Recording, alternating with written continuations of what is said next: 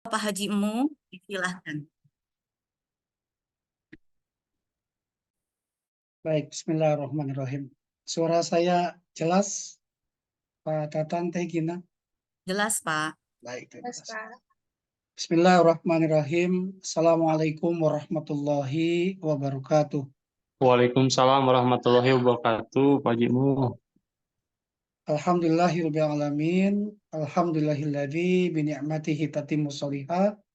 Asyhadu an la ilaha illallah wahdahu la syarikalah wa asyhadu anna Muhammadan abduhu wa rasuluhu alladzi la nabiyya ba'da. Allahumma sholli wa sallim wa barik ala sayyidina Muhammadin wa ala alihi wa ashabi ajma'in wa man tabi'ahum ila yaumidin. Yang Allah cintai Al-Mukarram Ustadz Gun-Gun Sihabuddin, yang Allah muliakan Ibu dan Bapak yang sudah hadir di media online Zoom kajian kurma, kajian fokus di bulan Ramadan, dan yang Allah cintai, Allah banggakan rekan-rekan yang di tim Mumtaz, semoga saum yang ke hari berapa sekarang tuh? 12, 13? 12, Pak. 12 ya, ada yang 12, ada yang 13. Mudah-mudahan Allah melimpahkan keberkahan, kesehatan, kemampuan, serta istiqomah kita, karena kita berada di Syahrul Ramadan, di bulan Ramadan, bulan-bulan training menguji kita. Atas hadirnya bulan Ramadan, mudah-mudahan menjadi wasilah kepada kita untuk memacu, memaksimalkan potensi kita untuk senantiasa beribadah lebih baik lagi, dipersembahkan kepada Allah Subhanahu wa Ta'ala. Amin. Ibu Bapak yang Allah muliakan, Duyufur Rahman, Duyufur Rahim, terima kasih sudah hadir. Dan ada beberapa hal yang ingin saya sampaikan, bahwa insya Allah dengan kajian kurma ini mudah-mudahan Mumtaz berada di garis terdepan untuk membawa ibu dan bapak menjadi fasilitator dalam keberangkatan umroh, serta menjadi media untuk menyambung lidah dari setiap para ulama, setiap para sahabat yang menyampaikan dalam Quran maupun dalam hadis dengan adanya kajian kurma ini. Izinkan saya menyampaikan beberapa hal. Insya Allah Mumtaz sudah dan akan merilis menampilkan harga program umroh mulai bulan Juli sampai dengan di bulan Desember, dan mudah-mudahan sepekan ke depan kita akan mengeluarkan harga estimasi dari mulai Januari sampai Ramadan 1446 Hijriah atau sampai 2025. Yang kedua, jangan lupa catat tanggalnya. Buat jamaah sekalian, boleh juga disampaikan kepada sanak saudara, keluarga, kakek, nenek, tante, dan anak-anak yang sedang sibuk saum, ya, bahwa Mumtaz insya Allah Mumtaz Tour akan hadir pada acara Ramadan Fair 2024 di Ibis Trans Studio Mall, itu di tanggal 29 Maret sampai dengan 31 Maret 2024, insya Allah. Namun sebelum itu, Mumtaz Tour juga akan hadir di pesantren Ramadan di Majelis Taklim Hegarmanah 10 bersama Bunda Empet. Insya Allah akan hadir juga di sana. Mudah-mudahan Bapak Ibu bisa berkunjung ke booth-nya Mumtaz Tour. Insya Allah kami menyediakan berbagai program, baik umroh plus, lalu ada halal tour juga ke Turki dan ke Mesir juga insya Allah ada, dan ada program ketiga negara, ya, Aqsa, Mesir, dan Aman di Jordan. Mudah-mudahan itu berkenan, dan terima kasih Pak Ustadz Gun-Gun sudah hadir untuk menyampaikan materinya. Ya, mudah-mudahan bermanfaat. Kalau ilmu sudah didapatkan, jangan lupa actionnya. Kalau ilmu sudah disampaikan, jangan pula untuk mengaktualisasikannya. Imam Al-Ghazali, kalau boleh saya menyadur sedikit, tidak berhak dan tidak wajib bagi seseorang menuntut ilmu kalau ilmunya tidak dipergunakan. Maka ada dorongan buat kita, siapapun nanti yang menyampaikan ilmunya sudah disampaikan, maka punya kewajiban untuk mengaktualisasikan. Ramadan ini harus berbeda dengan Ramadan tahun kemarin, insya Allah. Demikian Teh Nisa, Pak Tatan, Ustadz Gun-Gun, sedikit sambutan, mudah-mudahan berkenan, insya Allah beberapa kajian ke depan juga kita akan menghadirkan beberapa ustadz yang lain. Terima kasih. Wassalamualaikum warahmatullahi wabarakatuh. Waalaikumsalam warahmatullahi wabarakatuh. Terima kasih kepada Bapak Haji Mu yang sudah memberikan sambutan di pagi hari ini. Baik, selanjutnya, Sebentar Teh tidak Nisa, lupa. kalau ada Bunda Empet nanti kasih kesempatan masuk ya. Baik, Pak Mu. Dan kebetulan di sini juga hadir Ibu Alida Bahwares, salah satu pemegang saham di PT Mumtaz Cahaya Abadi. Jika tidak keberatan kepada Ibu Alida, dipersilahkan untuk memberikan sambutannya, Ibu. Assalamualaikum Bu Alida. Waalaikumsalam. Ini salah satu Assalamualaikum komisaris warahmatullahi kita nih. wabarakatuh. Terima Sehat Bu? kasih. Alhamdulillah sehat. Terima kasih Pamu. Terima kasih juga kawan-kawan di Mumtaz. Terima kasih Ustadz Gugun udah nanti akan memberikan kajiannya. Saya cuma singkat aja. Terima kasih juga kepada jamaah. Kita tunggu nanti langsung untuk mendengar kajian langsung dari Ustadz Gugun aja ya Pak Muh ya.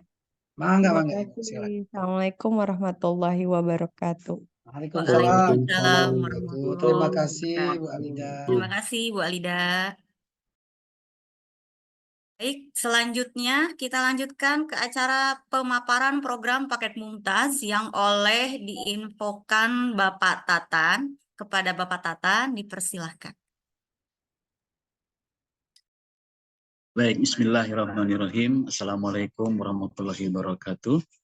Waalaikumsalam warahmatullahi wabarakatuh. Warahmatullahi wabarakatuh. Bapak dan Ibu jamaah yang budiman yang dirahmati Allah Subhanahu wa taala, perkenankan saya untuk hari ini menyampaikan informasi tentang program Mumtaz yang sudah barang tentu ada beberapa program untuk dari bulan Juli sampai dengan Desember. Baik, mohon izin sekali lagi pada Bapak dan Ibu, langsung saja. Kita sudah ada program, maaf kedengaran nggak Pak, Bu? Jelas Kedengaran ya? Pak Tatan. Yang sudah saya share sudah tampil ya? Boleh di slide Baik. show Pak Tatan Ini untuk agar lebih ada besar. beberapa program.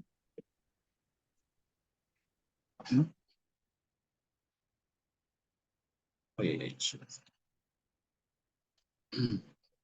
baik, ini ada program yang insya Allah sudah kita persiapkan Bapak dan Ibu untuk kebutuhan para jamaah program-program umroh yang disiapkan oleh Mumtaz. Ada dua program yang insya Allah untuk bulan ini dari bulan Juli sampai November, yaitu program 9 hari dan ada yang 12 hari. Bisa dilihat Bapak dan Ibu program-program dan jadwal-jadwal yang kita siapkan dari program 9 hari dan 12 hari.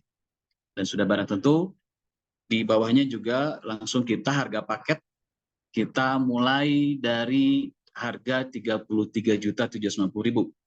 Nah, singkat saja dari program 9 hari dan 12 hari ini nanti juga sesuai dengan jadwal-jadwal yang tertera di situ, ada sedikit penjelasan 9 hari yang bulan November itu berbeda harganya, dan 12 hari terus di November dan Desember itu ada perbedaan harga. Dan akomodasi hotel yang kita gunakan adalah JW Marriott Jabal Umar, JW Marriott Jabal Umar di Mekah, dan di Madinahnya menggunakan Dear Al Iman. Sedangkan untuk penerbangan kita menggunakan Garuda Indonesia dan Saudi Airlines.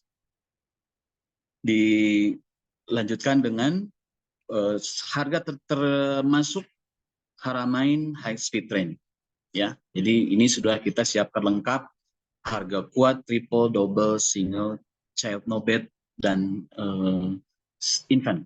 Jadi langsung bisa sudah tertera semua, kita siapkan semua. Itu untuk jadwal. Dan Bapak dan Ibu semua, kita menggunakan Jabal Umar Marriott Hotel Mekah, kurang lebih seperti ini. Sudah kelihatan ya, jadi tidak terlalu jauh untuk di Marriott Jabal Umar Mekah ini. Ini untuk kamar triple, hampir sama nanti quad dan double-nya. Dan ini adalah restorannya. Dan menariknya di JW Marriott ini ada shuttle. Jadi kalau nanti kita Bapak dan Ibu bisa lihat lokasi di mana Marriott itu, kita coba nanti ya.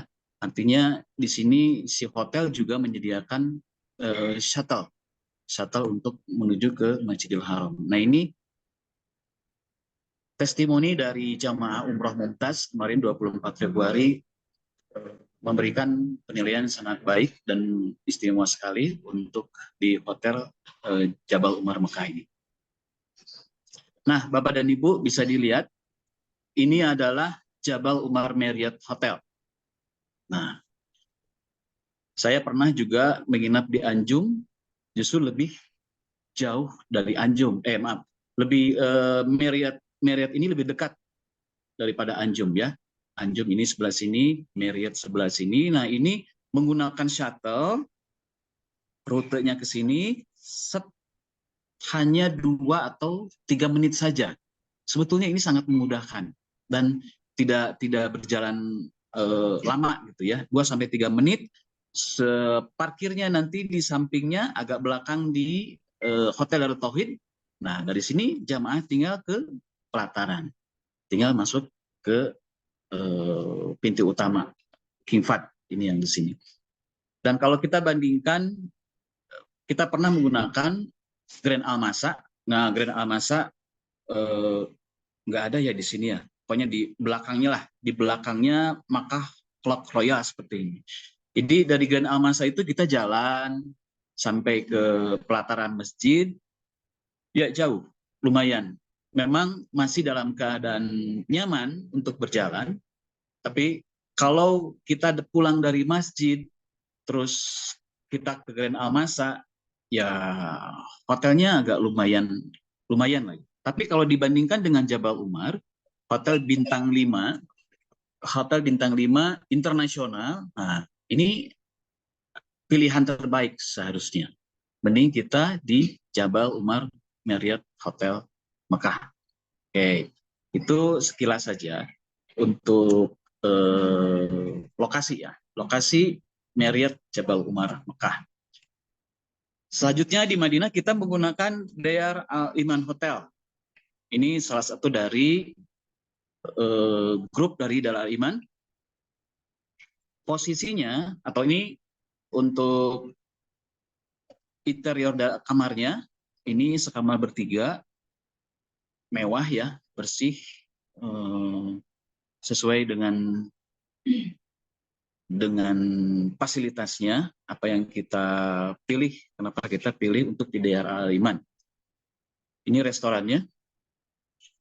Nah, lokasinya di sini Bapak dan Ibu, dekat Movenpick, dekat Concours Al Khair. Kemarin kita menggunakan Concours Al Khair, ada beberapa masukan dari jamaah juga, makanannya agak kurang memuaskan. Jadi ada beberapa catatan di situ, terutama makanan.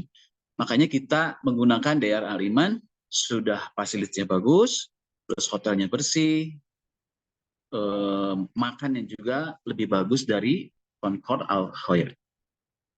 Baik, itu adalah fasilitas hotel Mekah dan Madinah. Insya Allah dari bulan Juli sampai Desember nanti sudah kita siapkan penerbangan. Kita menggunakan Garuda Indonesia direct menuju Jeddah, tidak transit, begitu juga dengan Saudi Airlines.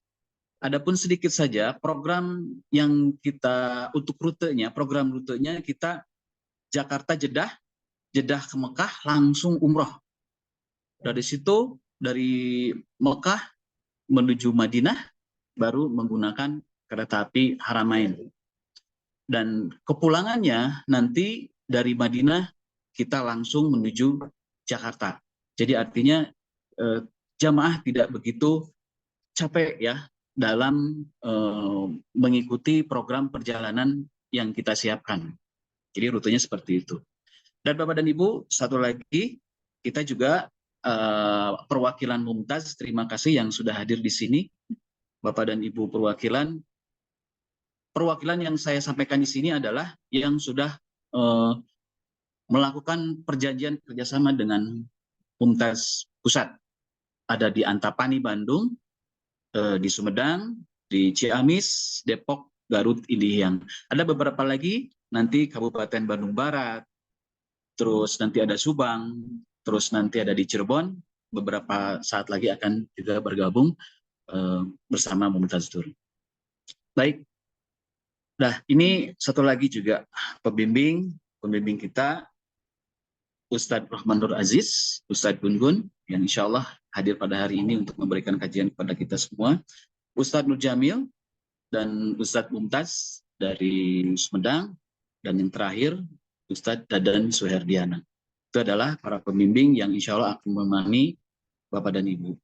Dan tadi sebetulnya sudah disampaikan sama Pak Muh, mungkin Bapak dan Ibu untuk mempersingkat waktu saya cukupkan untuk presentasi tentang program di Mumtaz untuk kali ini. Terima kasih sebelumnya. Mohon maaf atas segala kekurangan. Assalamualaikum warahmatullahi wabarakatuh.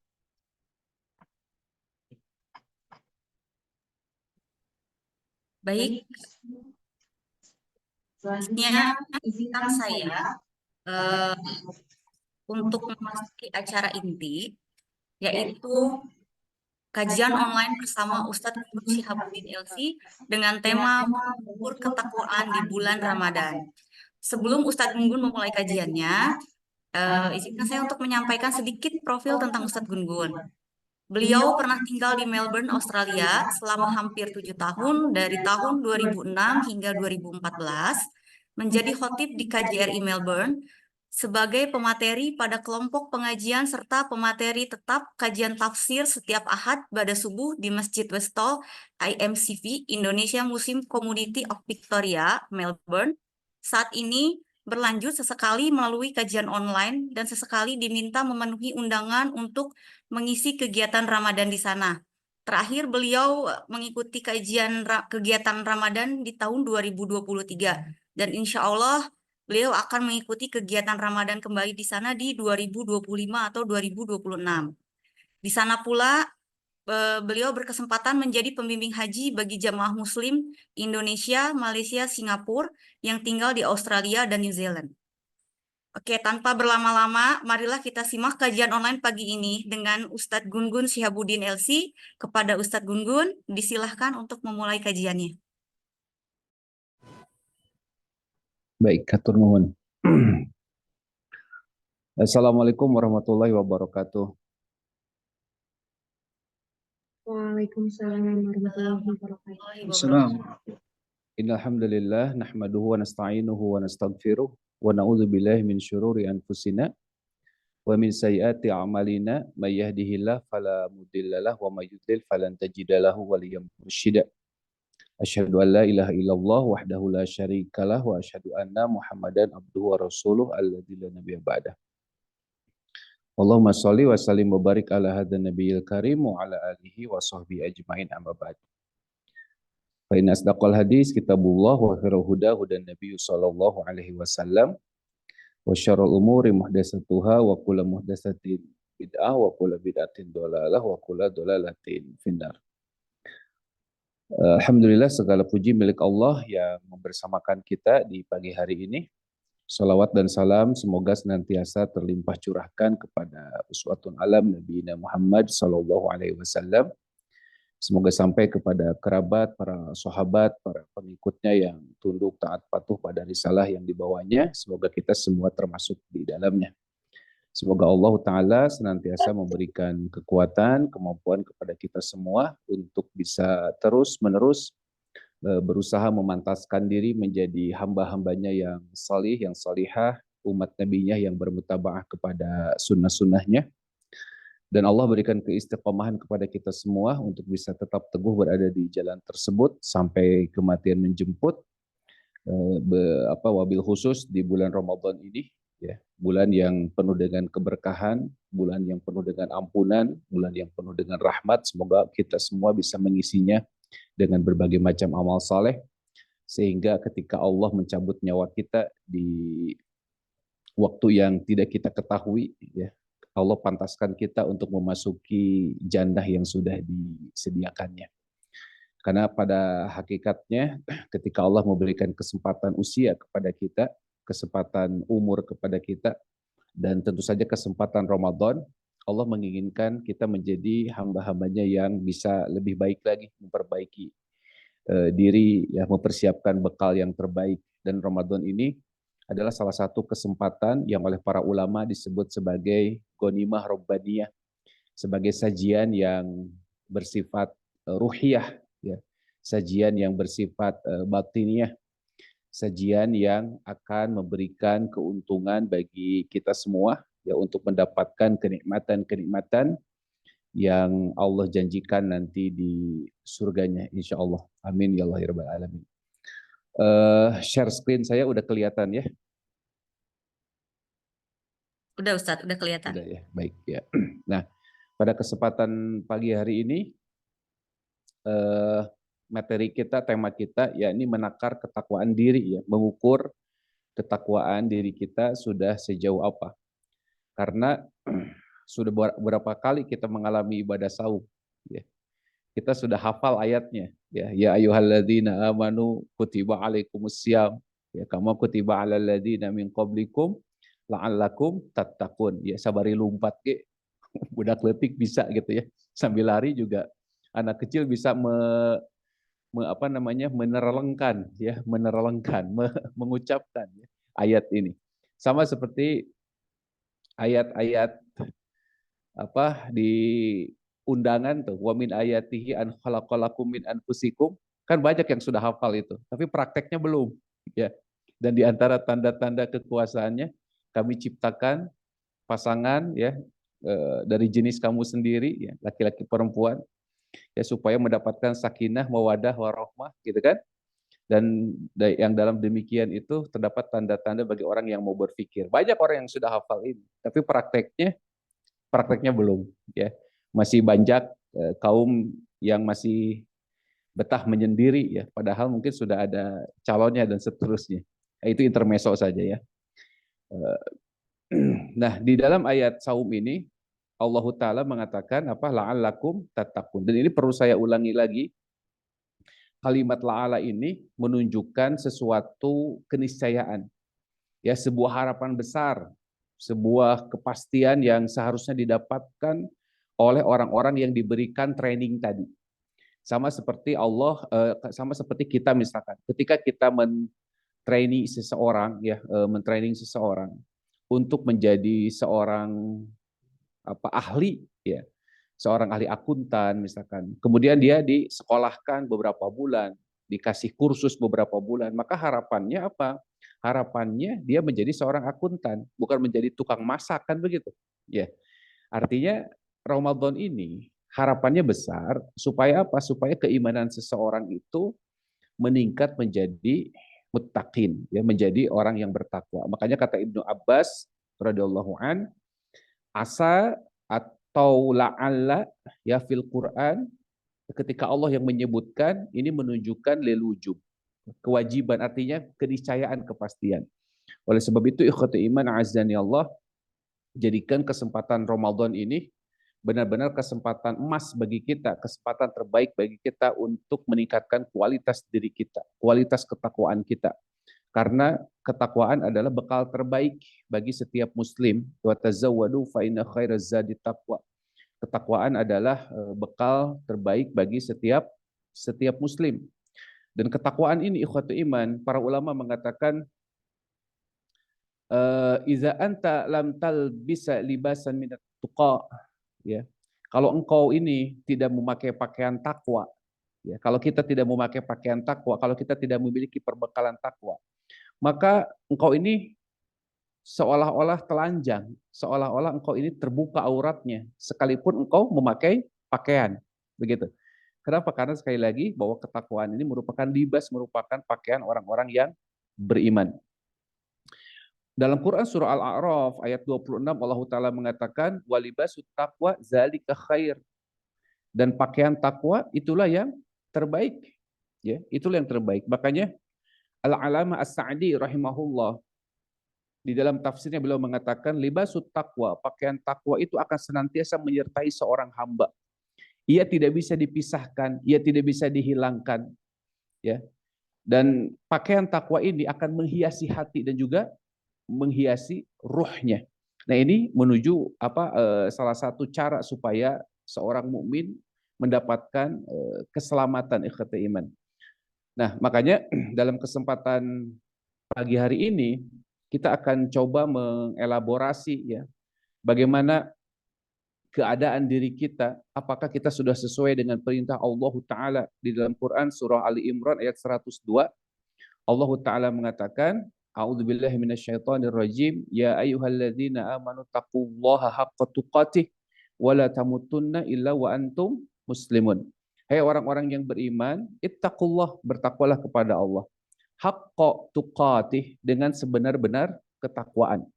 Wala tamutun, dan jangan kalian itu mati illa wa antum muslimun, kecuali kalian berada dalam kondisi pasrah, kalian berada dalam kondisi sebagai seorang muslim ya dalam Islam.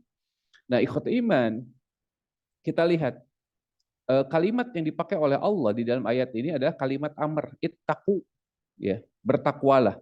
Nah, amr, al-aslu fil amri lil wujub. Amr ini menunjukkan kalau ada perintah amr itu menunjukkan apa? Wajib. Artinya ketakwaan ini wajib dimiliki oleh orang yang beriman. Ya, ketakwaan ini wajib. Nah, sesuatu yang wajib berarti harus diperjuangkan, harus diusahakan. Dan segala macam pendukung yang bisa menjadikan terciptanya ya perintah tadi, kewajiban tadi, maka faktor pendukungnya pun menjadi wajib gitu. Ya, jadi ketakwaan itu wajib, maka segala faktor yang bisa mendukung terwujudnya ketakwaan di dalam diri kita, maka semuanya itu menjadi wajib. Nah, makanya kalau secara umum ketakwaan itu kan meninggalkan yang haram. Berarti meninggalkan yang haram hukumnya apa? Wajib. Ya. Kemudian menjalankan ketaatan. Menjalankan ketaatan berarti hukumnya apa? Wajib. Kenapa? Karena meninggalkan yang dilarang, menjalankan perintah, itu faktor pendukung untuk terciptanya ketakwaan. Syarat-syarat ya untuk tercapainya ketakwaan. Nah, sebagaimana dalam kaidah fiqih disebutkan mala yutimul wajib illa bihi fawwal wajib. Ya. Apa-apa mala yutimul wajib. Kalau perkara yang wajib itu tidak bisa sempurna oleh satu hal pendukungnya, maka hal pendukungnya itu menjadi wajib. Ya, seperti wudhu misalkan. Wudhu itu menjadi salah satu syarat sahnya sholat. Sholat tidak bisa sempurna, sholat tidak bisa diterima tanpa wudhu. Maka wudhu hukumnya menjadi wajib. Air wajib adanya. Kenapa? Karena wudhu tidak mungkin terjadi kecuali adanya air. Kan gitu. Jadi segala faktor pendukung menjadi wajib. Air ini butuh ember misalkan atau butuh keran, maka ember dan keran hukumnya menjadi wajib ya. Jadi segala faktor pendukung untuk terwujudnya satu tujuan, maka itu hukumnya wajib. Dan begitu pula dengan ketakwaan. Ketakwaan ini wajib dari Allah. Ya, perintah dari Allah, amr dari Allah. Maka segala faktor pendukung yang bisa mewujudkan ketakwaan di dalam diri kita, maka hukumnya wajib ya. Nah, kemudian penting kita garis bawahi juga di sini wala tamutun, jangan kalian itu mati ya, tong hayong maut ya, tong waka hoyong maut ya, Teh Nisa ya, Pak Mu Pak katanya tong waka hoyong maut kalau keislaman kita belum sempurna, belum kafah ya, karena Allah juga memerintahkan kepada kita udkhulu fis silmi kafah ya, masuklah kita ke dalam Islam ya secara kafah, secara menyeluruh, totalitas gitu. Nah, kalau kita belum totalitas, jangan dulu mau mati ya. Jadi walaupun mati tidak bisa dihindari, artinya kita harus benar-benar mempersiapkan diri ya, mempersiapkan diri bagaimana kualitas diri kita ini, apakah kita pantas untuk menghadap Allah dengan segala macam perbekalan kita, atau kita masih minim.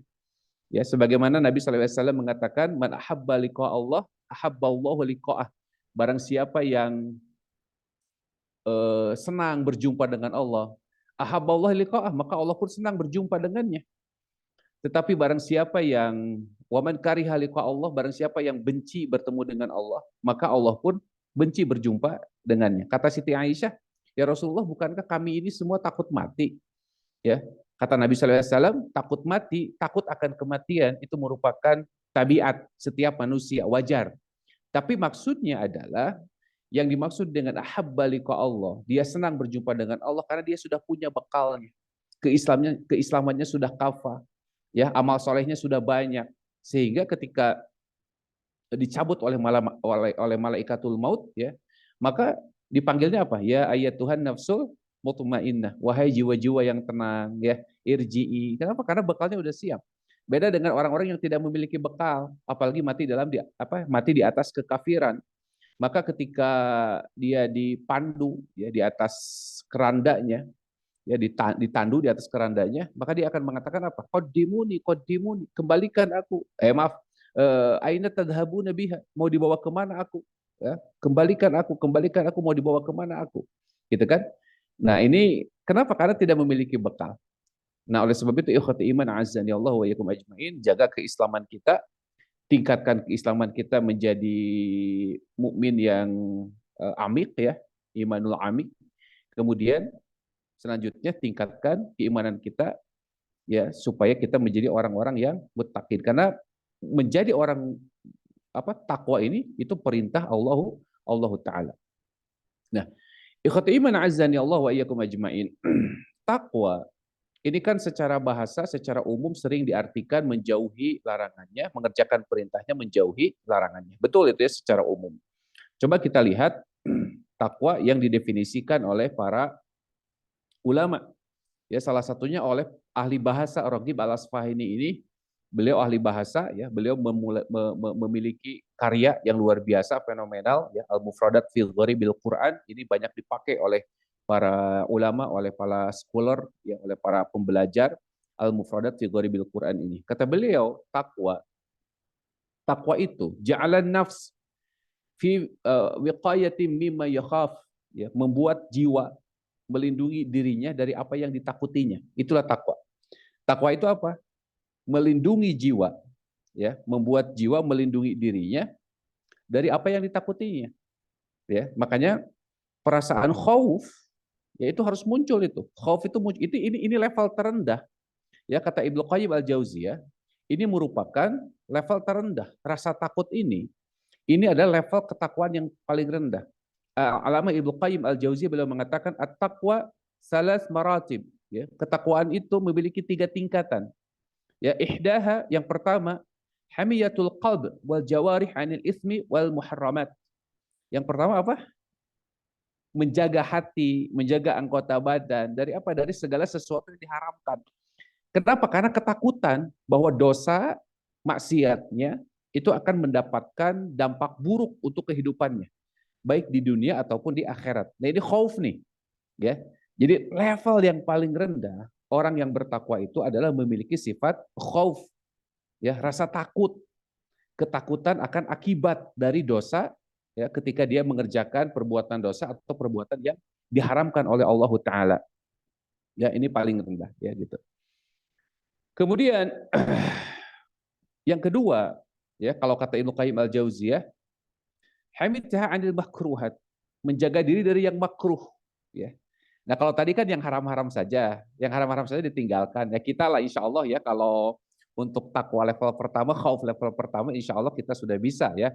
Kalau level keharaman itu bersifat bersifat zahir, ya, seperti daging babi, ya. Kita pasti nggak mau makan daging babi, gitu kan. Walaupun kita lagi makan enak misalkan, ya, kita lagi makan enak, tiba-tiba ada yang ngasih tahu itu ada gelatinnya tuh di coklatnya, dan gelatinnya dari pork misalkan, ya, dari babi, maka seketika kita akan membuangnya, ya. Kita tidak akan mikir-mikir lagi, aduh makanin itu coklat mahal, ya, makanin bawa di Jerman misalkan, ya, aduh ini nggak begitu. Kenapa? Karena memang itu level khauf yang paling rendah sudah ada di dalam diri kita. Makanya kita mengukur ketakwaan kita seperti apa kan? Gitu. Kalau untuk yang dohir-dohir ya, keharaman yang bersifat dohir mungkin kita sudah mampu ya untuk mendapatkannya. Seperti tadi barang-barang yang haram atau dosa yang nampak.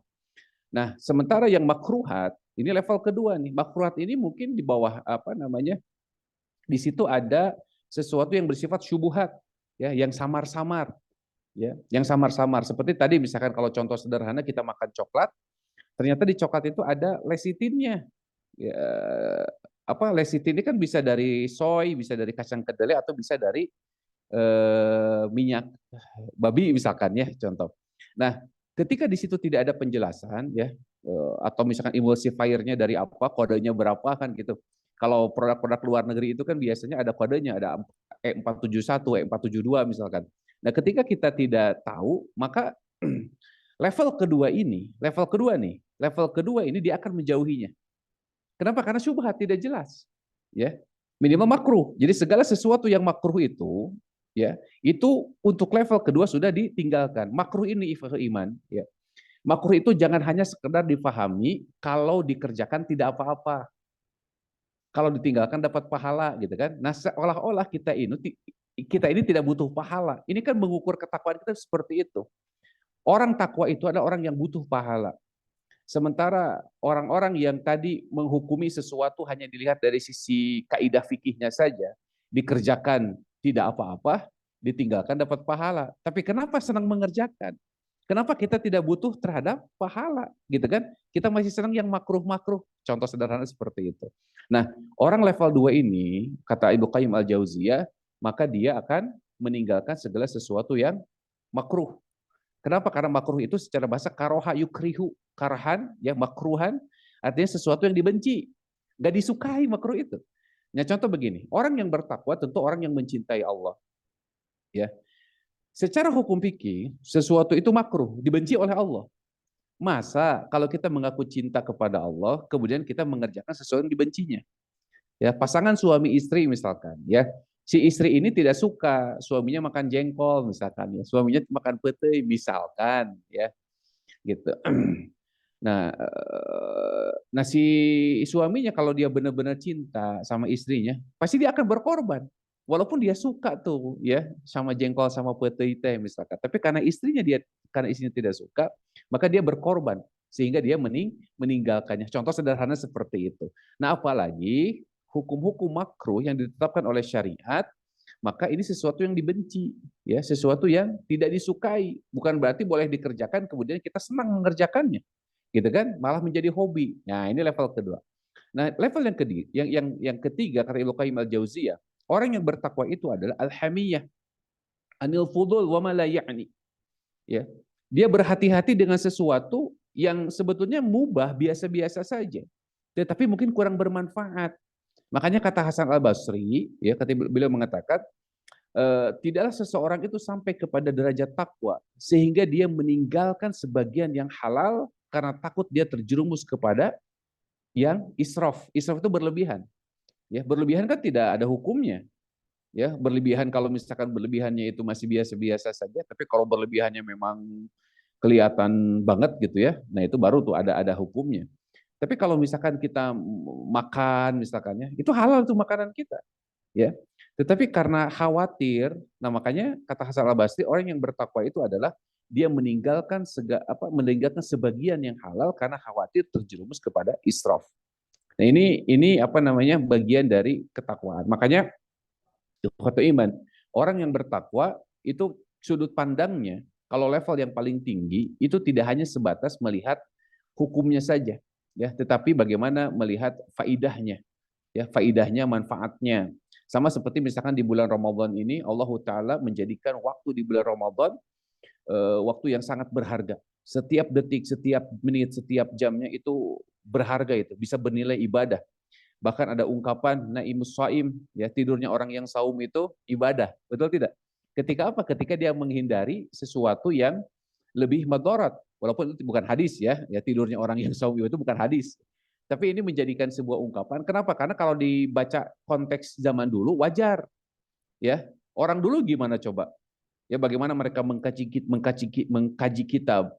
Orang dulu bagaimana mereka belajar mutolaah, ya, mereka menuntut ilmu, beribadah, sehingga tidurnya mereka, istirahatnya mereka jadi ibadah. Nah, kalau kita misalkan ya, karena kita ini tiap harinya main, luntang-lantung, jalan, ya, udah gitu tiba-tiba tidurnya ibadah, prayat, kata anak muda sekarang aja, maknya kan gitu, ya, masa begitu? Nah, kecuali kalau misalkan tadi ya, ketika ada tantangan yang begitu besar, ajakan yang begitu luar biasa ya dari teman-temannya, godaan yang luar biasa. Nah, ketika itu udahlah saya memilih tidur aja daripada ikut, padahal dia tuh mau tuh. Dia itu berjuang keras menolaknya sehingga dia tidak, mungkin itu ada nilainya. Nah, ini menunjukkan bahwa Ramadan ini luar biasa ya iman. Maka orang yang bertakwa akan memanfaatkan sebaik-baik momentum ini. Makanya kenapa harus ihtisaban, harus hitung-hitungan. Ya, harus hitung-hitungan bulan Ramadan ini karena setiap detiknya, setiap menit itu bernilai ibadah. Jadi jangan sampai disia-siakan. Kata Nabi, kata siapa? Kata Hasan Al-Basri, beliau mengatakan, min alamati iradallahu anil abd, di antara tanda Allah itu berpaling dari seorang hamba, kata beliau, ya, ayyaj'al sugulahu fi ma la ya'ni. Maka Allah jadikan kesibukannya untuk hal-hal yang tidak bermanfaat, ya. Jadi kalau kita sibuk dengan hal yang tidak bermanfaat, tidak produktif, ya, ya banyaklah kerjaan-kerjaan yang tidak produktif. Kalau misalkan sesekali kita butuh hiburan, oke lah. Tapi kalau terus-terusan dari pagi sampai sore nggak ada produktivitas kita, ya, maka hati-hati itu. Itu salah satu tanda Allah berpaling dari hamba itu. Ya, Allah berpaling dari kita. Kenapa? Karena kesibukannya hanya sekedar mengurusi sesuatu yang tidak bermanfaat. Ya. Nah, ini takwa kata Raghib Al-Asfahani. Nah, kemudian kata beliau, summa yusammal khauf taratat taqwa. Ya. Kemudian rasa takut kadang-kadang disebut takwa. Artinya khauf ini juga disebut takwa. Kenapa? Karena tadi ya, sesuatu yang minimal yang harus dimiliki oleh seorang hamba, khauf ini. Ya, khauf ini. Nah, nanti ada lawannya roja. Roja itu harapan. Nah, kalau harapan berarti ada sesuatu yang harus dia perjuangkan. Ya, kalau kita berharap kayak gini misalkan, kalau anak sekolah asal sekedar naik kelas, oke lah, ya, itu khauf berarti. Kalau sekedar naik kelas itu khauf, ya, sekedar naik kelas. Yang penting mah tidak tinggal kelas, ya. Asal naik kelas itu namanya khauf. Era malu sama, apalagi kecengannya itu adik kelas misalkan, ya. Kalau nanti jadi kalau misalkan nantinya jadi sekelas bareng kan malu, ya, gitu. Mau disimpan di mana muka saya? Ya tetap ya diharap, bukan nggak mau dikemanain kan gitu. Nah, artinya ini khauf ini. Tetapi kalau roja, ya, ketika orang itu ujian, dia punya roja, dia punya harapan, maka dia nggak sekedar lulus, nggak sekedar naik kelas. Mungkin ada harapan supaya dia dapat beasiswa, ya, betul tidak? Supaya dapat beasiswa, punya nilai yang paling tinggi, sehingga ketika apply beasiswa itu dia lebih gampang. Nah, ini harapan, ya. Jadi ini harapan. Nah, makanya kata orang Raghib Al-Asfahani, ya, takwa yang paling rendah itu memang ya itu tadi, ya. Ketika seseorang itu memiliki rasa takut. Nah, ini paling rendah. Dan ini modal, sebetulnya ini modal. Cuman kan nanti harus ditingkatkan sebagaimana kata Ibnu Qayyim Al-Jauziyah, harus ditingkatkan ya menjadi memiliki sifat roja, memiliki harapan yang besar. Ya, kalau kita misalkan hanya sekedar selamat dari neraka, itu berarti takut, khauf, ya. Nah, kalau roja, kita punya cita-cita masuk surga Firdaus, kan begitu, ya. Walaupun amal pas-pasan, ya, amal pas-pasan, tapi punya harapan.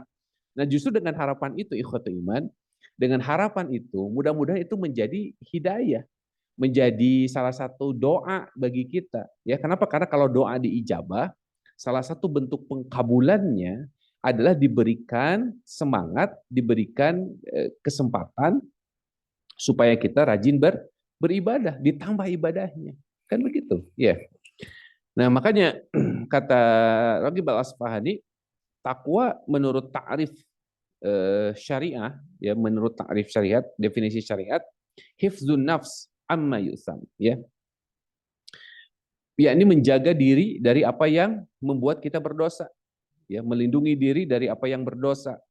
ya dengan meninggalkan segala yang dilarang. Nah, ini definisi takwa yang sangat-sangat minimalis ya, sangat minimalis begitu. Nah, kemudian Ali bin Abi Thalib, beliau juga mendefinisikan takwa ini. Dan ini sangat relevan sekali ikhwati iman dengan bulan Ramadan. Ya, Ramadan ini kan bulan untuk membentuk karakter takwa. Ya, nanti kita bisa ngukur diri kita, bagaimana taraweh kita, ya, bagaimana sedekah kita selama bulan Ramadan, bagaimana saum kita, ya, selama bulan Ramadan. Ini definisi yang diberikan oleh Ali bin Abi Thalib ini sangat relevan sekali. Ya. Yang pertama, al-khauf minal jalil. Orang yang bertakwa itu dia punya sifat khauf minal jalil. Ya, rasa takut tadi ya, terhadap Allah wa Jalla wa Ala. Ya, terhadap Allah yang Maha Agung, yang Maha Perkasa. Ya, dan Ramadan mendidik kita supaya memiliki perasaan takut ini. Ya. Ramadan mendidik kita supaya memiliki perasaan takut. Makanan sudah ada di meja makan, ya. Udah disiapin tuh dari jam 4, ya, dari mulai cilok, cireng, cocodot, ya. Kemudian cincau, ya, cendol, ya pokoknya masa Bang Saning tipe apa, tipe C ya, yang tipe C ya. Semuanya ngumpul tuh di satu meja, ya. Cilor, ya. Kemudian cucunguk, segala macam ada misalkan ya. Nah, semuanya dikumpul. Tapi kalau kita belum dur adzan, adzan belum ini, kita nggak berani itu. Betul tidak? Itu kan makanan kita itu. Ya kita beli, ya kita hasil berdesak-desakan, ngantri ya dengan orang, ya berlomba makanan untuk iftar kan begitu. Ya, tetapi ketika azan belum tiba, maka kita tidak berani untuk melahapnya. Nah, ini orang takwa itu begitu. Sesuatu yang halal punya kita, ya ketika disifati menjadi sesuatu yang haram karena terhalang, terimsak, ya imsak tertahan oleh saum, maka kita tidak berani untuk melakukannya. Ini kan harusnya menjadi tarbiyah bagi kita, menjadi didikan, pelajaran bagi kita. Ya, betapa kita itu takut terhadap aturan Allah. Di saum itu makanya kan gini, salah satu cara supaya kita bisa takwa itu adalah iksarus saum, memperbanyak saum, bukan hanya Ramadan tapi memperbanyak saum. Karena dengan saum itu, saum-saum sunnah itu bisa tadi ya menumbuhkan khauf minal jalil, rasa takut kepada Allah Ta'ala. Kita sayang kan dengan saum kita. Kalau kita sia-siakan, ya lapar kita sayang, ya dahaga kita sayang, ya sehingga kita tidak mau melakukan perkara-perkara yang bisa menjadikan usaha kita yang menahan lapar, menahan dahaga itu menjadi sia-sia, kan kita tidak mau seperti itu. Ini al-khauf minal jalil, ya. Dan saum sangat jelas ya menjadikan kita orang-orang yang takut terhadap Allah Ta'ala. Cuman sayangnya banyak di antara kaum muslimin yang takutnya itu hanya pada bulan Ramadan. Dan yang keliru, ya. Yang keliru makanya kenapa kalimat la'ala tadi disebutkan wujub ketika apa? Ketika seseorang itu membawa kebiasaan-kebiasaan Ramadan pada bulan-bulan lainnya. Harusnya kan seperti itu, gitu, ya. Nah, kemudian kata Ali bin Abi Thalib, tolok ukur seseorang takwa atau tidaknya itu dilihat dari wal amalu bitanzil, mengamalkan apa yang diturunkan, mengamalkan Al-Qur'anul Karim. Ya tentu Al-Quran sebelum diamalkan kan harus ditadaburi dulu. Sebelum ditadaburi, kalau kita ingin dapat pahala harus dibaca dulu, kan gitu. Makanya Bapak Ibu rahimani rahimakumullah, kewajiban kita terhadap Al-Quran ini, ingat ada 4T ya. 4T bukan 4 tak ya, 4T ya. 4T ini tilawah. Tilawah ini membaca secara benar ya. Dipenuhi hak sama mustahak setiap huruf ya. Haknya, mustahaknya setiap huruf, hindari lahannya, baik itu lahan khafi apalagi lahan jali ya, kesalahan kecil ataupun kesalahan besar, yang kesalahan besar ini bisa mengubah arti. Ini wal amalu bit tanzil, yang mengamalkan Al-Qur'an. Itu tilawah yang pertama.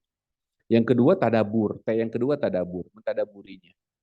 Ya, tetapi jangan sampai kita salah kaprah. Banyak di antara kita yang melumpuhkan semangat kita dalam membaca Al-Quran, Ya, menurut mereka ngapain kita baca Quran kalau tidak ditadaburi? Nah, ini kesalahan fatal ini ya, ketika ada orang yang berpahaman seperti itu.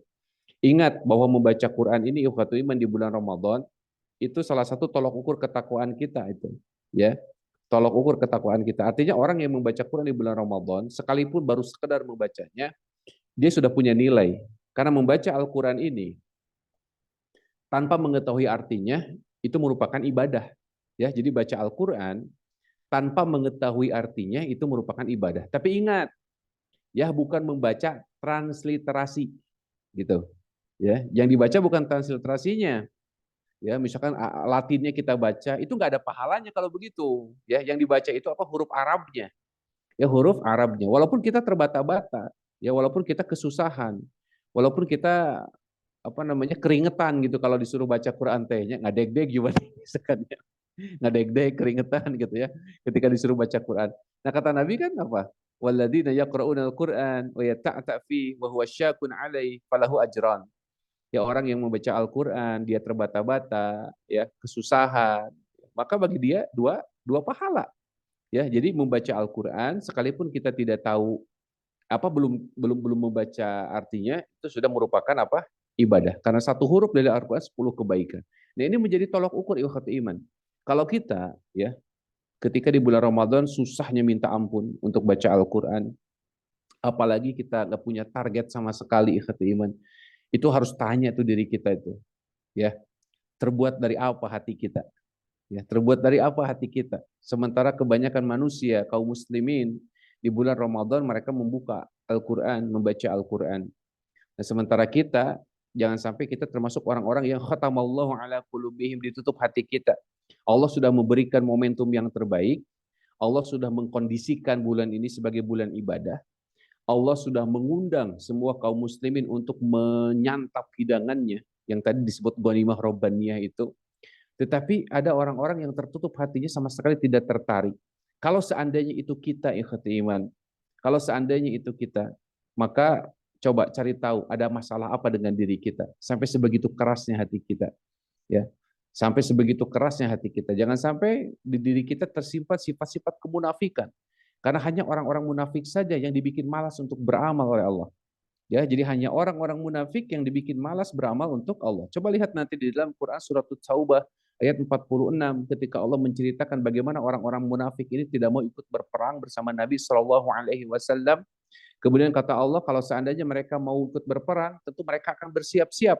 Tapi sesungguhnya aku membuat mereka lemah, lemah, sehingga mereka tidak punya keinginan. Karena aku tidak butuh dengan amalan mereka, orang-orang munafik itu. Coba lihat, syahid itu, ya jihad itu kan amalan besar. Dan tentu yang dipilih untuk melakukan amalan besar itu adalah orang-orang yang lurus hatinya. Ya, seperti misalkan para mujahid Al-Qassam itu kan sebelum mereka masuk ke barisan itu kan ada seleksinya. Seleksinya apa? Hafal Quran kan. Jadi yang dipilih untuk menjadi syahid itu orang yang terbaik dulu, kan begitu. Nah, sementara orang-orang munafik di zaman Nabi tidak ikut berperang karena memang Allah tidak mau. Mereka mendapatkan amalan yang memang tinggi itu. Begitu ya. Makanya kita ya ketika Allah berikan kesempatan, jangan sampai kesempatan yang Allah berikan ini hanya sebatas kita lalui begitu saja. Ya, jangan sampai kemalasan kita, kelemahan kita itu karena Allah tidak mau menerima amalan kita. Ya, wal'iyadzubillah, nauzubillah min zalik. Makanya kenapa kita harus paksakan ikhwati iman. Ya, mengisi sisa-sisa hari-hari bulan Ramadan ini dengan berbagai macam amal harus dipaksakan. Nggak bisa tidak, ya, nggak bisa kita berleha-leha. Ramadan akan segera berlalu. Apa yang kita dapatkan? Jangan sampai kita menjadi orang-orang yang rogibaan, khaba wa khasar, tersungkur hidung kita kan gitu. Rugi binasa mendapati Ramadan tapi tidak mendapatkan ampunan. Nah, ampunan ini didapatkan dengan apa?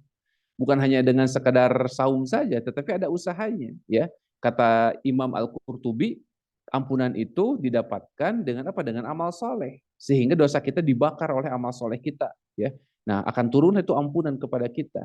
Begitu. Ya, makanya harus kita mau tidak mau kita harus punya target ikhwati iman, harus punya target, harus punya list apa saja yang bisa, apa saja yang harus kita lakukan dan sudah harus dipaksakan ikhwati iman. Ya. Nah, makanya baca Quran sekalipun kita tidak paham itu sudah merupakan salah satu tolok ukur ketakwaan seseorang, ya. Jadi keliru kalau baca Quran harus seiring sejalan dengan terjemahnya, tidak, ya. Terjemahnya kita cari waktu yang lain. Dan tidak mesti kalau kita baca 1 juz, maka terjemahnya pun harus 1 juz. Tidak. Kan itu bisa berkesinambungan ya. Gitu. Tetapi sekali lagi, membaca Al-Quran ini adalah salah satu amalan terbaik ya.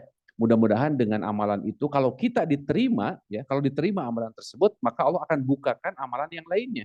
Semangat untuk mentadaburinya, insya Allah begitu. Makanya minta terus kepada Allah.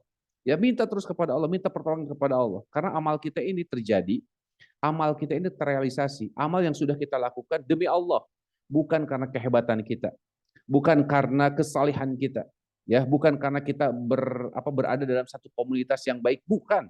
Tapi semuanya karena pertolongan Allah, ya, semuanya karena pertolongan Allah. Makanya minta terus kepada Allah. Ini syahrul Ramadan, ya. Minta kepada Allah petunjuk, minta kepada Allah hidayah, minta kepada Allah kelembutan hati, ya. Minta kepada Allah kemudahan untuk melakukan ketaatan. Minta terus kepada Allah. Jangan abai ikhwati iman, ya, jangan biarkan hati kita terlena, jangan biarkan diri kita ini menyia-nyiakan momentum yang begitu berharga ini. Jangan biarkan, ya. Minta terus kepada Allah, minta pertolongan kepada Allah. Ya, dalam setiap salat, Allahumma a'inni ala zikrik wa syukrik wa husni ibadatik. Ya Allah, bantulah aku dalam mengingatmu, ya. Allahumma a'inni ala zikrik wa syukrik, bantulah aku untuk mensyukurimu. Wa husni ibadatik, dan juga bantulah aku untuk senantiasa memperbaiki ibadahku. Jadi minta terus kepada Allah, ikhwati iman. Itu yang kedua tilawah, tadabur, ya. Yang ketiganya tatbiq ini mengaplikasikan, mengamalkan. Ya, tentu saja yang terbaik adalah yang ta'allamal Qur'an wa 'allamah. Kan kata Nabi begitu, manusia terbaik itu orang yang mengamalkan Quran dan juga belajar Al-Quran dan juga mengamalkannya. Nah, yang terakhir baru tuh tahfiz, menghafalkannya. Ya, jangan diloncat. Ya, banyak orang yang menghafalkan Quran tapi nggak tahu artinya. Ya, boro-boro mengamalkan, begitu kan? Betul dia tahfiz, ya. Dan kita terlalu gampang ya ngasih gelar hafiz aja. Baru hafal 30 juz langsung hafiz gitu ya. Padahal dalam zaman dulu yang namanya hafiz itu hafal ribuan hadis ya. Al-Hafiz Ibnu Katsir gitu kan. Al-Hafiz Ibnu Rajab ya. Itu hafiz-hafiz zaman dahulu. Kalau sekarang makan hafal 30 juz, bari nggak tahu artinya, bari nggak tahu sabab nuzulnya, langsung aja dikasih gelar Al-Hafiz ya. Memang terlalu enteng kita nih ngasih gelar ya. Nah, itu empat kewajiban kita ya terhadap Al-Quran. Ya. Nah, wal amalu bit tanzil. Nah, ciri yang ketiga, wal qanaatu bil qalil. Orang bertakwa ini qanaah dengan yang sedikit. Nah, saum ini kan mengajarkan kita supaya qanaah. Jangan sebaliknya ikhwatul iman tadi ya. Begitu selesai asar langsung kita berkeliaran, merusak puasa kita. Ya, begitu selesai asar langsung keliaran kita. Rusak tuh puasa kita. Ya, di luar kita melihat aurat, ya. Di luar kita melihat sesuatu yang tidak layak untuk dilihat. Di luar kita melihat sesuatu yang bisa merugikan pikiran kita, ya. Mendengar hingar-bingar yang gak jelas misalkan. Ini hati-hati nih. Ya, padahal saum ini kan mendidik kita supaya cukup. Ada seorang ulama kemudian didatangi oleh seorang tamu, ya. Tamu ini ingin belajar sama dia. Kemudian ketika pas jam buka dia disuguhi roti. Dia pikir roti itu hanya sebatas pembuka ya, appetizer gitu kan, dia pikir. Ternyata ya inilah makanan kita kata ulama ini ya, sampai dia merasa kaget. Nah, kalau kita kan beda. Kadang pembiayaan kita untuk makanan di bulan Ramadan itu jadi membengkak ikhwati iman. Kenapa? Karena pola yang salah. Padahal sama saja. Ya, sama saja. Kita ini makan ya sama saja. Mau bulan Ramadan, mau luar Ramadan justru harusnya lebih irit. Ya, jangan sampai kita tuh Ramadan berlebih-lebihan. Ya, ini budaya yang kurang tepat ya, kecuali kalau untuk mengajarkan anak supaya semangat ya, kesukaan anak Tapi kalau kita sudah dewasa, please deh gitu kan. Jangan sampai Ramadan itu juga budak letik keneh wae gitu kan, harus segala aya. Ya, buka harus aya cendol, harus ada kolak ya. Buka dengan yang manis-manis. Kata siapa buka dengan yang manis-manis? Enggak ada itu dari sananya. Buka itu harus dengan kurma, bukan dengan yang manis-manis ya. Harus dengan kurma, begitu, ya. Nggak ada hadisnya buka dengan cendol, buka dengan cilok, ya, gitu. Sunnah itu apa? Nah, makanya ikhwat iman, qanaah dengan yang sedikit. Kadang kalau kita buka dengan 3 butir kurma, itu sudah cukup itu, ya. Betul tidak? Itu sudah tuh, ya. Buka dengan rutob. Kalau Nabi itu kan ketika berbuka buka dengan rutob, ya, kurma matang yang masih basah. Kalau tidak ada baru dengan tamar. Tamar itu kurma kering yang biasa ada di pasaran ya, yang biasa kita temui itu. Itu tamar. Nah, kalau tidak ada baru air. Itu bukannya Nabi Shallallahu alaihi wasallam. Ya, kalau kita kan wah, mewah kita mau kalau buka teh, ya.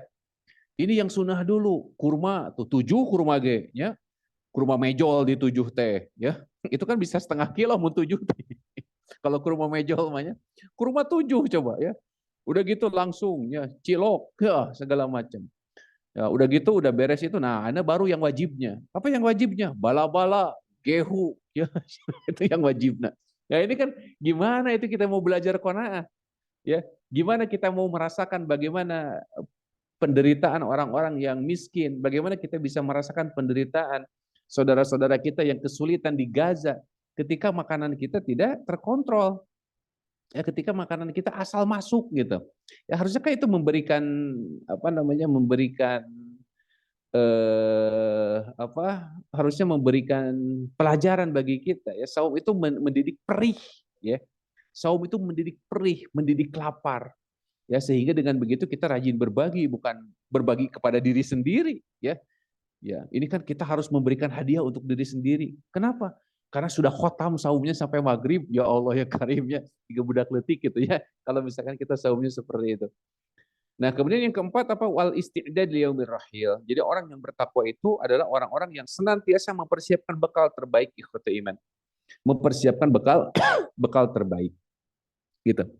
Ya bekal terbaik ini untuk apa? Nanti untuk hari esok. Nah kalau dunia, sebaik apapun bekal kita, tetap ya kita akan meninggalkan dunia ini.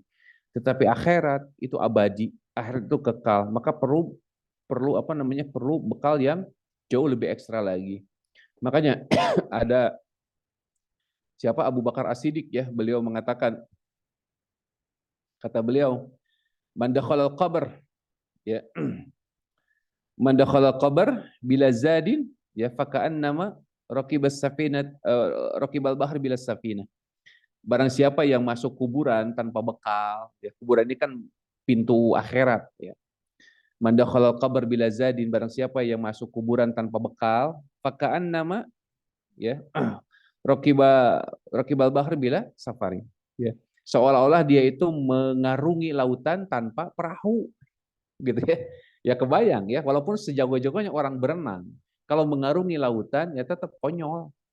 Ya, ada habisnya itu. Nah, kita akan melalui perjalanan yang sangat panjang setelah kematian kita. Ini panjang banget ini. Ya, kalau kita tidak memiliki bekal, coba apa lagi? Ya, kecuali kita mendapatkan apa? Ya penderitaan nantinya. Wal'iyazubillah. Nah, makanya orang yang bertakwa adalah orang-orang yang serius, orang-orang yang sungguh-sungguh supaya bagaimana nanti matinya enak, setelah matinya enak. Bukan hanya sekedar bagaimana hidup enak. Hidup enak mah ya tadi cuma sebentar, ya ikhwat iman. Sebagaimana Nabi SAW mengatakan, sayati rojul, didatangkan seorang laki-laki ya min ahli nar sebagai calon penghuni neraka. Dan laki-laki ini itu termasuk as'adun nas fid dunya. Orang yang paling bahagia di dunia. Ya, tapi calon penghuni neraka. Ya sebut saja Fir'aun misalkan ya. Fir'aun ini kan orang yang paling bahagia di dunia hidupnya ya. Hidupnya di dunia paling bahagia. Nah, tetapi kalau ahli neraka di satu celupan aja ke dalam neraka, maka ketika ditanya apakah kau pernah merasakan kesenangan? Orang ini mengatakan, la, wallah, belum pernah ya Rob, belum pernah. Coba ya, padahal orang yang paling senang hidupnya di dunia. Apalagi kita. Kesenangan kita mungkin tidak ada bandingannya ya, tidak bisa dibandingkan dengan kesenangan Fir'aun. Ya, dengan kesenangannya Bill Gates misalkan ya, dengan Elon Musk ya, dengan Jeff Bezos ya, yang menduduki 10 orang terkaya di dunia. Ya apa yang kita perjuangkan mungkin tidak bisa sampai ya sebagaimana yang mereka miliki. Ya terus apa coba? Ya kalau kita memperjuangkan sesuatu yang tidak seperti yang mereka miliki, kemudian kita mengorbankan akhirat kita. Ya, apa coba? Sementara orang yang paling kaya sekalipun ketika dimasukkan satu celupan, mereka merasakan belum pernah kesenangan itu kami rasakan. Nah sebaliknya ada orang-orang yang menderita, paling menderita di dunia, ya tetapi dia min ahlil jannah, salah satu calon penghuni surga, ya dicelupkan ke dalam surga. Kemudian ditanya apakah kau pernah merasakan penderitaan? Maka orang ini menjawab, la, wallah, belum pernah. Tuh kan? Artinya betapa sebentarnya dunia ini. Kesenangannya sebentar, penderitaannya juga sebentar. Maka jangan tukar ikhwati iman, ya kesenangan dunia dengan kesenangan akhirat, jangan ditukar. Gitu ya, jangan ditukar. Maka kita perjuangkan, kita berbekal diri kita untuk kesenangan akhirat kita. Ya, nah, jadi jadikan nih kesempatan Ramadan ini untuk menabung. Karena satu Ramadan ini itu bisa menentukan derajat seseorang yang luar biasa ya, sebagaimana hadis Thalhah bin Ubaidillah. Ya, ada orang yang masuk Islam secara bersamaan, ya, yang satu meninggal duluan, mati syahid, yang satunya lagi meninggalnya belakangan, tapi masuk surganya duluan ya belakangan. Kenapa? Karena kata Nabi, dia ini mendapatkan satu Ramadan. Nah, ikhwati iman azani Allah wa iyyakum ajmain. Selanjutnya, bagaimana kita sebagai manusia bisa mendapatkan hakikat takwa yang sesungguhnya, ya. Nah, di sini ada beberapa poin, ya. Pertama, kalau kita ingin mendapatkan hakikat ketakwaan yang sesungguhnya, ijtinabus syubuhat wa tarakal muharramat wal ibtiad anha, ya. Menjauhi segala perkara syubhat, ya, meninggalkan yang muharram, yang haram, ya, yang haram-haram, kemudian ya menjauhi semuanya itu, ya. Yang syubhat tinggalkan, yang haram tinggalkan, ya. Nah, makanya ini salah satu cara supaya kualitas ketakwaan kita meningkat. Ya, jadi jangan hanya meninggalkan yang haram, tapi yang syubhat pun ditinggalkan. Coba belajar dari sekarang, ya. Ketika kita misalkan masuk masjid, mau ke toilet, ayah sendal capit, tanya dulu, jangan asal pakai. Ya. Siapa tahu itu sendal capit ketua DKM. Pas begitu dia pulang, dia kehilangan sendal capitnya, padahal bukan hilang, tapi dipakai oleh kita. Ya, ke toilet sebentar. Nah, itu tetap tidak boleh, ikhwati iman. Tidak boleh kita memakai barang orang tanpa seizinnya, sekalipun itu ada di masjid. Ya, harus bilang dulu, izin dulu. Ini kan perkara-perkara yang sederhana, ya. Kemudian yang kedua mengerjakan yang sunnah-sunnah. Mengerjakan yang sunnah-sunnah. Jadi kita harus serius dengan yang sunnah. Yang sunnah ini untuk dikerjakan, ikhwati iman. Jangan tadi terbalik, ya. Ketika kita mengetahui hukum itu makruh, maka kita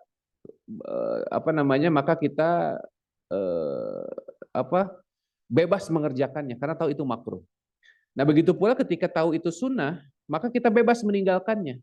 Nah, ini kan keliru, ya. Betul secara pemahaman fikihnya begitu, tapi jangan sampai aplikasinya seperti itu. Begitu kita tahu hukum makruh, kemudian kita bebas mengerjakannya. Begitu tahu itu hukumnya sunnah, kemudian kita bebas meninggalkan. Ini kan kacau ini. Nah, coba lihat bagaimana para salafus saleh zaman dahulu, ya, mereka itu mengamalkan sunnah karena mereka tahu bahwa itu sunnah. Begitu tahu itu sunnah, maka mereka mengamalkannya. Ya, contoh misalkan kata Ummu Salamah Ibnu Abbas, ketika Nabi SAW memberitahu mereka tentang 12 rakaat dalam setiap hari, maka Allah akan bangunkan rumah di surga. Maka setelah mendengar hadis itu, tidak ada seorang sahabat pun yang berani meninggalkan itu. Toh tetap itu hukumnya sunnah, nggak bisa jadi wajib. Ya kan ada orang-orang yang dikasih talbis iblis, ya, dikasih syubhat, ya, dalam pikirannya. Jangan dirutinkan, sunnah mah nanti jadi wajib. Siapa yang mau mewajibkan? Toh jelas kok itu hukumnya sunnah, betul tidak? Ya, jadi sunnah ini untuk dikerjakan, bukan untuk ditinggalkan. Gitu. Itu yang pertama. Jadi serius dalam menjalankan yang sunnah. Apalagi sunnah-sunnah yang muakkadah, ya, terutama sunnah-sunnah yang berkaitan dengan sholat.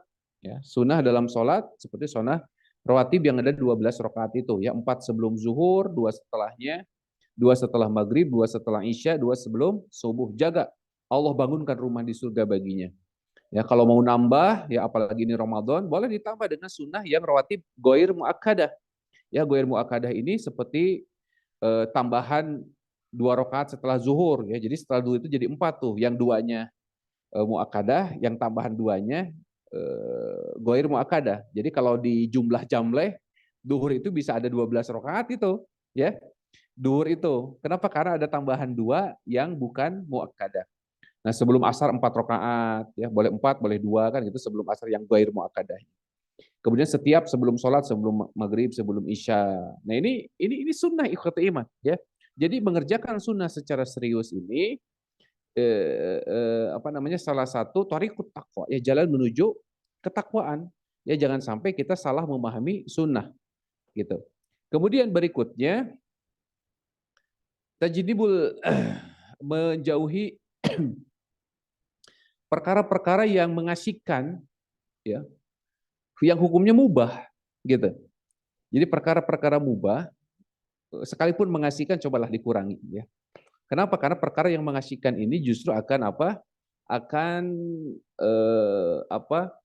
Akan menyibukkan kita. Betul tidak? Kalau kita asyik dengan sesuatu, betul itu hukumnya mubah. Tetapi kalau berlebihan, maka itu akan mengasyikkan kita dan kita akan melupakan apa namanya?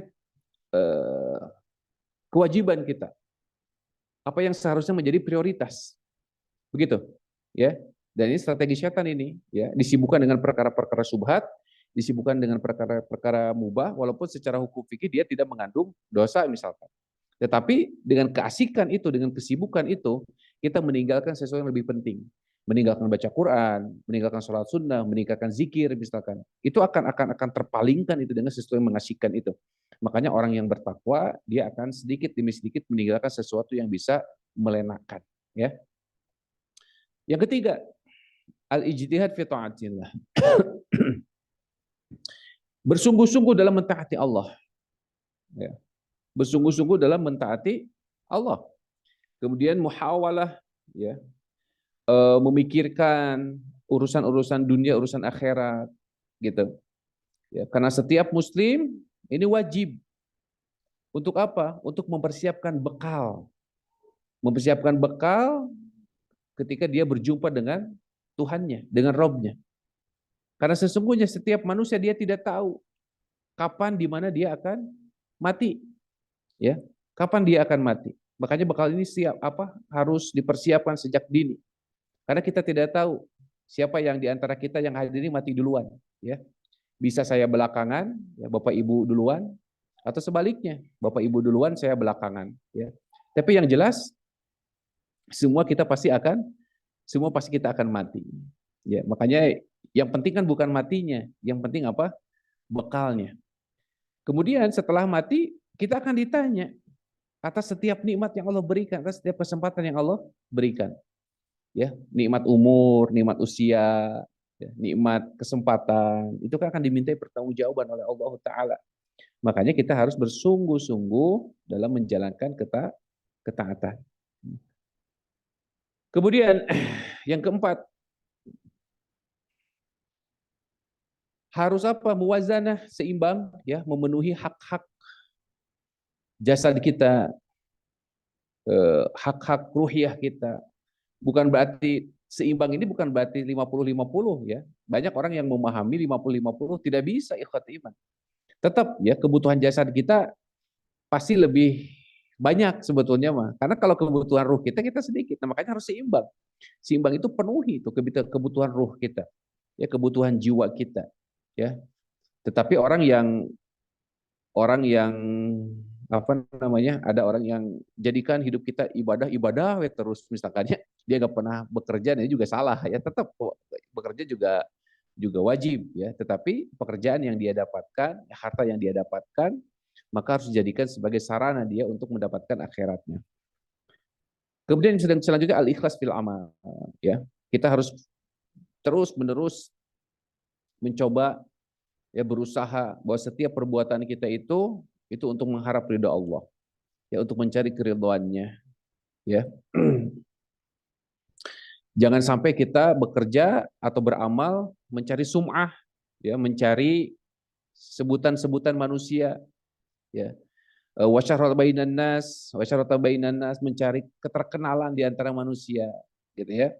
Nah, makanya kita harus punya khasyatullah fi kulli amkan, ya, kita harus punya perasaan takut, ya, di perasaan takut terhadap Allah Ta'ala dalam setiap kesempatan, dalam setiap tempat, ya, dalam setiap perkataan, ya. Kita harus punya perasaan di mana Allah senantiasa melihat, mengawasi kita, baik kita dalam keadaan sepi ataupun dalam keadaan terang-terangan. Ya, ini orang-orang yang bertakwa insyaallah, ya. Kemudian selanjutnya ibadatullah fi kulli umuril khaufa min, ya. Ibadah kepada Allah dalam setiap perkara karena takut kepadanya. Jadi kewajiban kita melakukan ketaatan, ya, itu dasarnya apa? Karena minimal apa? Takut. Satu, kemudian toma'an fi ridhah. Yang kedua, tomat terhadap ridhonya. Tomat terhadap ridhonya, tomat terhadap ganjarannya, pahalanya, dan juga rahmatnya. Jadi kalau yang pertama itu karena khaufan, karena takut ya sebagaimana tadi disampaikan, ya berikutnya toma terhadap ridho, ajar ya, ganjaran, sawab balasan, kemudian rahmatnya. Nah, tentu kalau sudah masuk level 2, ibadah kita akan diperbaiki. Tidak hanya sekedar menggugurkan kewajiban ya. Dan yang terakhir jihadun nafs. Kita harus bisa bermujahadah, bersungguh-sungguh ya. Kemudian muhafadzah ala wasaya Allah ya, ber apa menjaga diri terhadap wasiat-wasiat Allah ya. Allah banyak mewasiatkan kepada kita ya, berlaku adil, jaga silaturahim ya, berhubungan dengan orang salih ya. Kemudian jaga tahajud, itu kan wasiat-wasiat Allah. Jaga.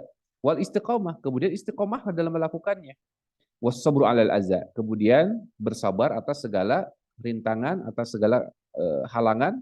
Nah, semoga Allah Ta'ala menganugerahkan kepada kita ketakwaan.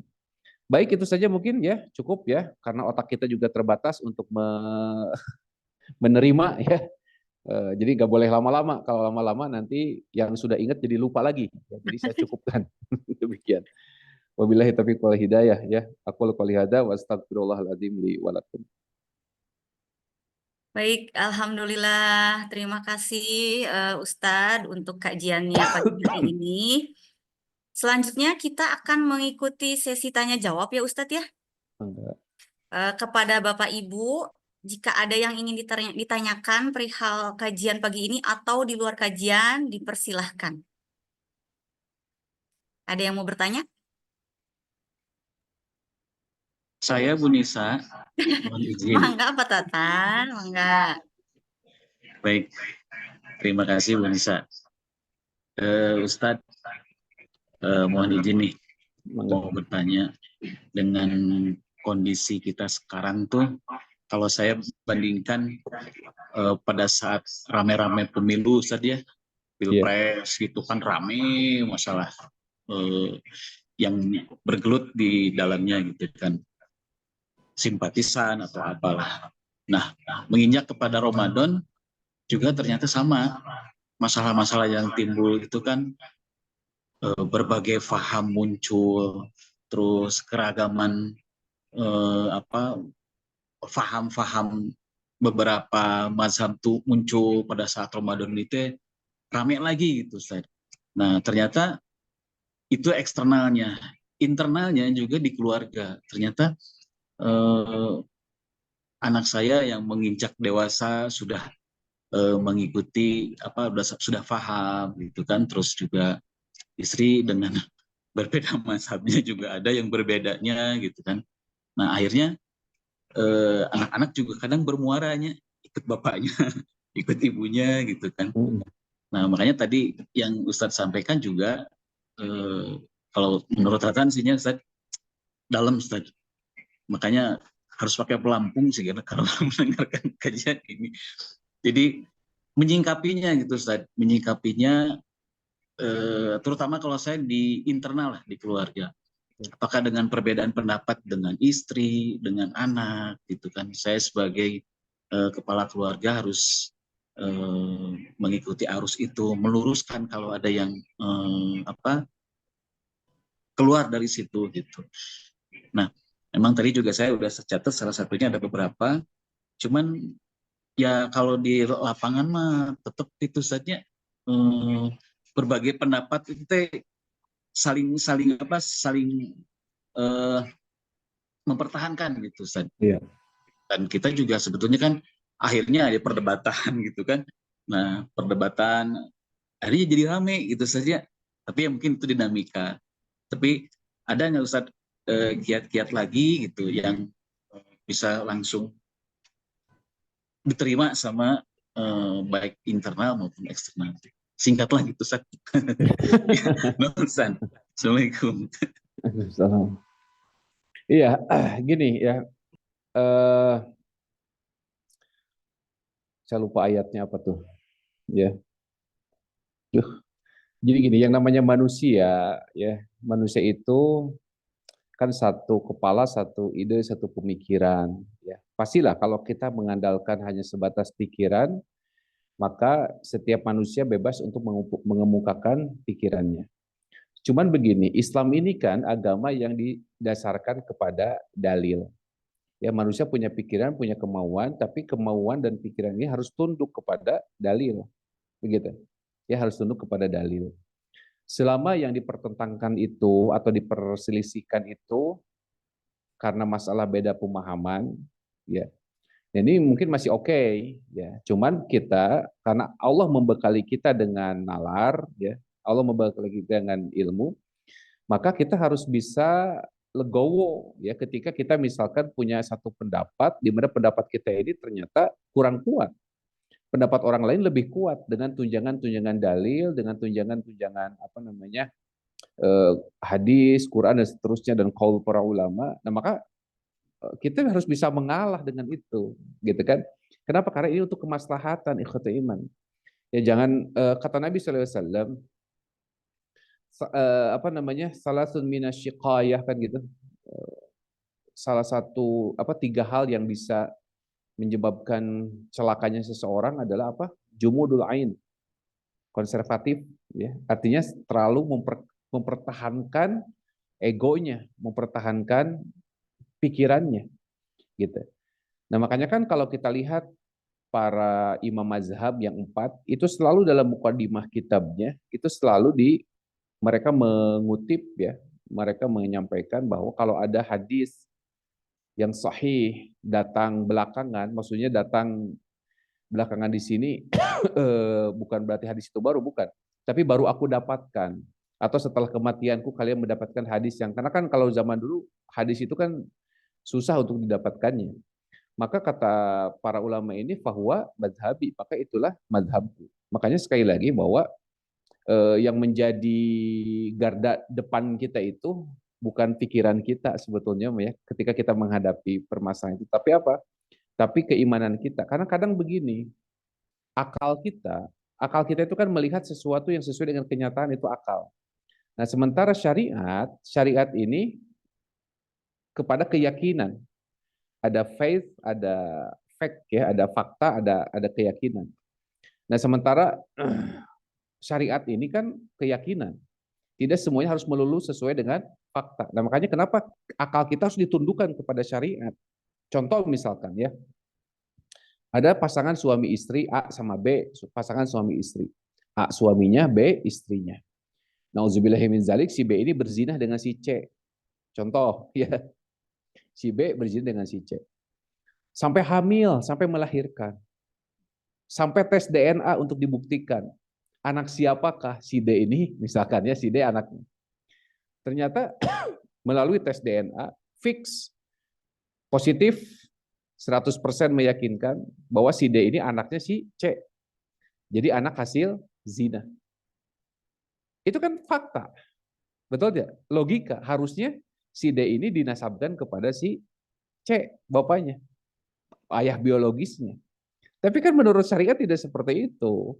Si D ini tetap dinasabkan kepada si A, ya. Si D ini dinasabkan kepada si A. Jadi sekali lagi ya, walaupun tadi ya yang namanya perselisihan pendapat, perbedaan pendapat, apalagi di keluarga. Kalau di keluarga seharusnya tidak terjadi ya, harusnya. Ya. Kenapa? Karena bapak itu sebagai imam. Ya, bapak itu sebagai imam harus ada otoritas, kecuali tadi ada hal-hal yang memang bisa didiskusikan dengan inilah, ada dikasih kebebasan. Tapi kalau misalkan dalam masalah, contoh di dalam Ramadan nih, masalah tanggal 1 Syawal nih, apakah tanggal ini itu harus punya otoritas orang tua itu, ya. Tidak pantas sebetulnya dalam satu rumah lebarannya berbeda, itu sangat tidak pantas sebetulnya mah dalam satu rumah loh ya. Kenapa? Karena penentuan 1 Syawal tadi ya itu didasarkan kepada metode.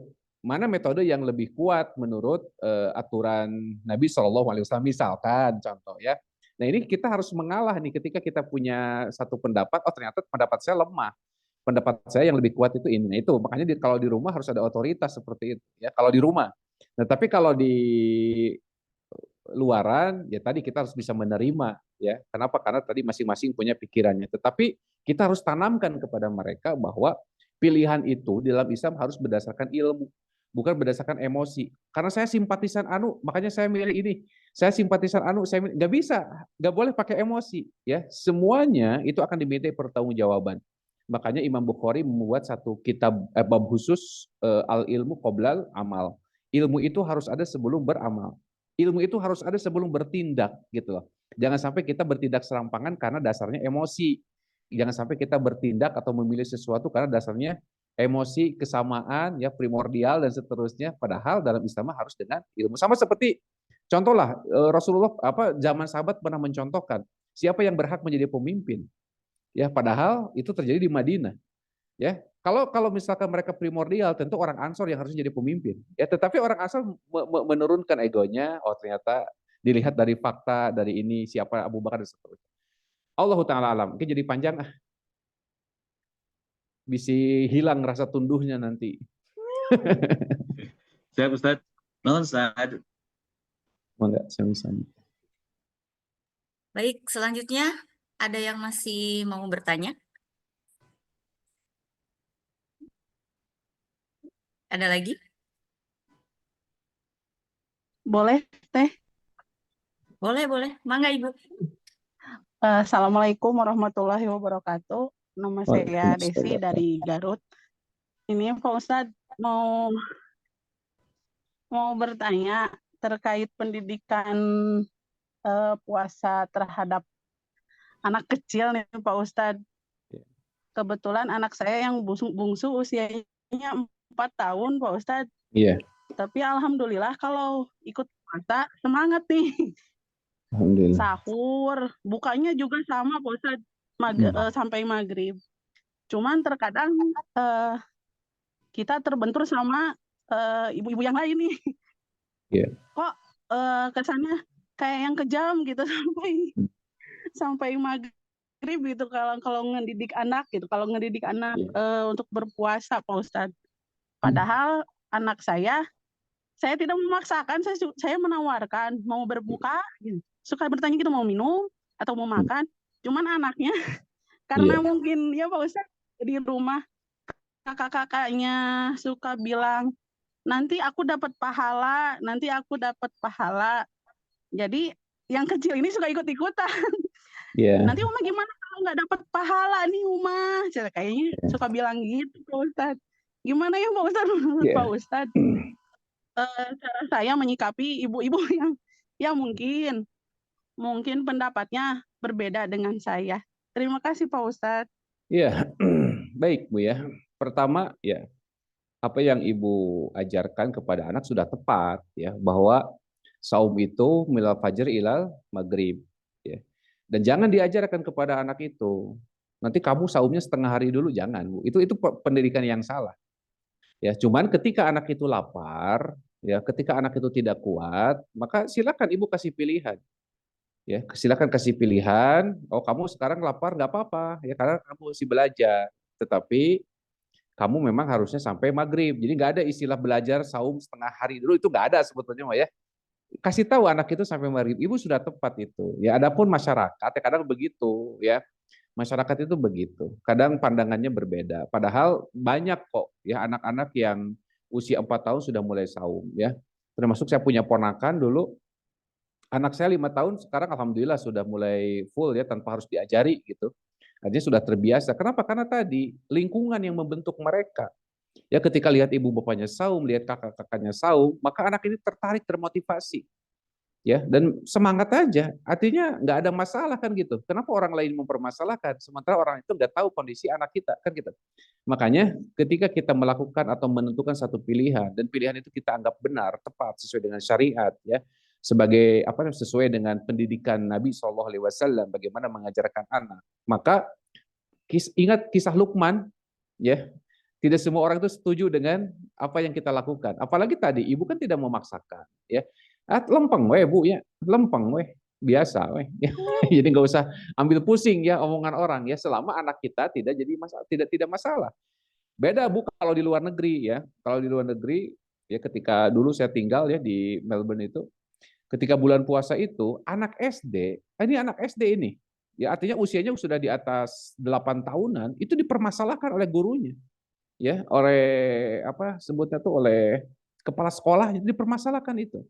Ya, tetapi ketika kami menjelaskan ya, sebagai perwakilan orang-orang Muslim, jadi kita sudah terbiasa, artinya mereka juga mengerti. Cuman yang jadi tantangan adalah ketika teman-temannya mereka pada makan gitu kan. Nah ini gimana? Itu aja tantangannya. Tetapi anak-anak Indonesia ini luar biasa itu. Mereka kuat dengan godaan itu. Kenapa? Karena tadi lingkungan. Makanya salah satu kenikmatan yang Allah berikan kepada kita itu adalah suhbatus salihah ya. Kita memiliki teman-teman lingkungan milieu yang salih, yang salihah begitu. Allah taala alam. Jadi jangan ambil pusing ya Bu ya dengan omongan orang Bu ya. Begitu ya.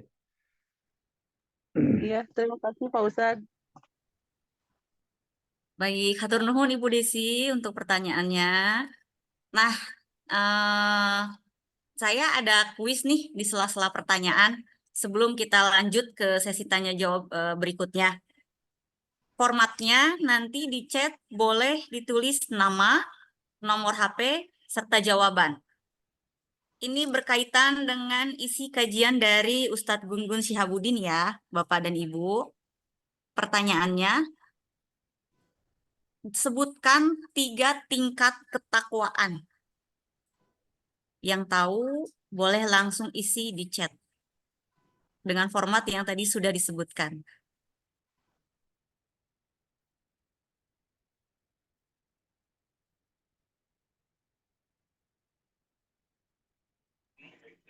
Iya Bapak Ibu, hadiahnya kurma ajwa. Nice, Masya Allah. Nanti kalau misalnya betul jawabannya langsung dikirim. Wah, sesuai sunnah ya Ustaz ya? Insya Allah sesuai sunnah. Ada nggak? Nes, tadi ada sudah disebutkan di kajiannya sama Ustadz yang di awal.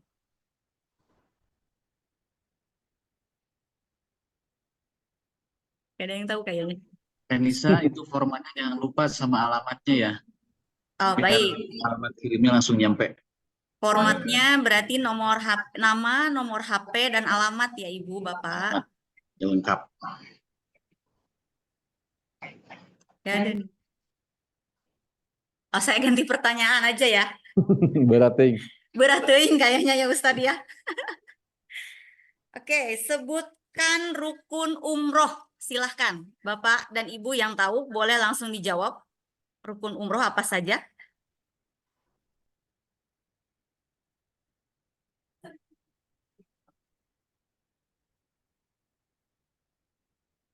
Belum ada yang jawab.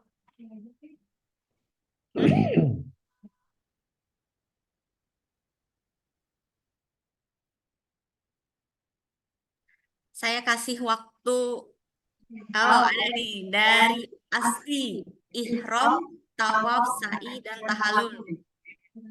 Kurang? Ustadz.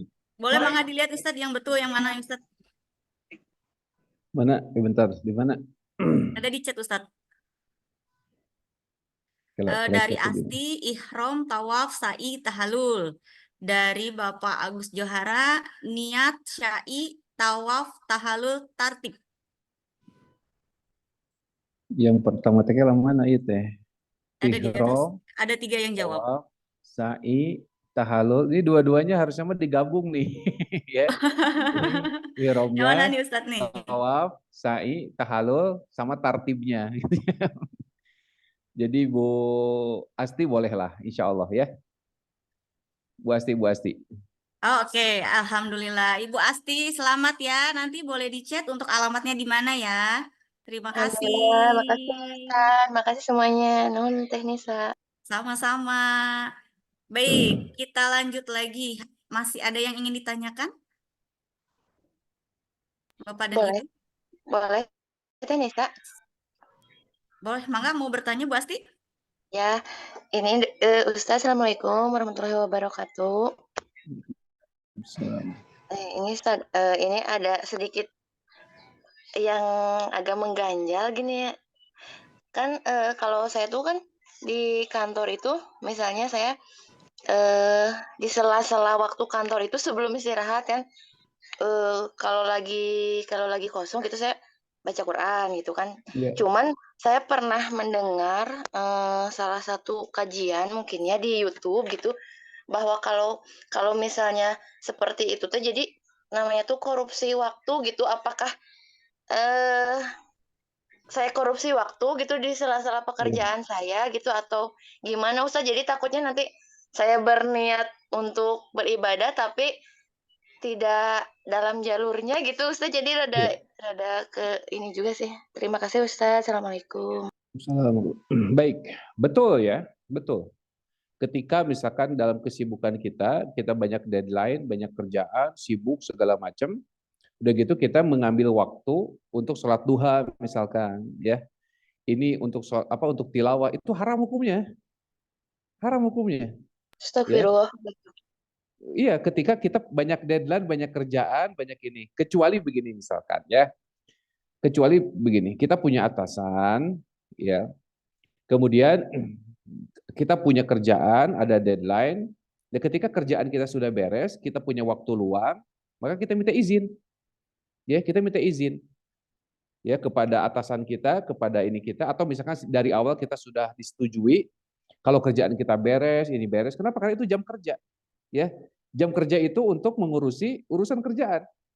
Kecuali kalau misalkan jam kerja itu yang fleksibel, ya apa fleksibel? Dia fleksibel artinya tidak menuntut tadi ya. Beda dengan kalau misalkan ada yang kerjanya itu sebagai apa namanya punten tukang sapu misalkan ya di bandara ya.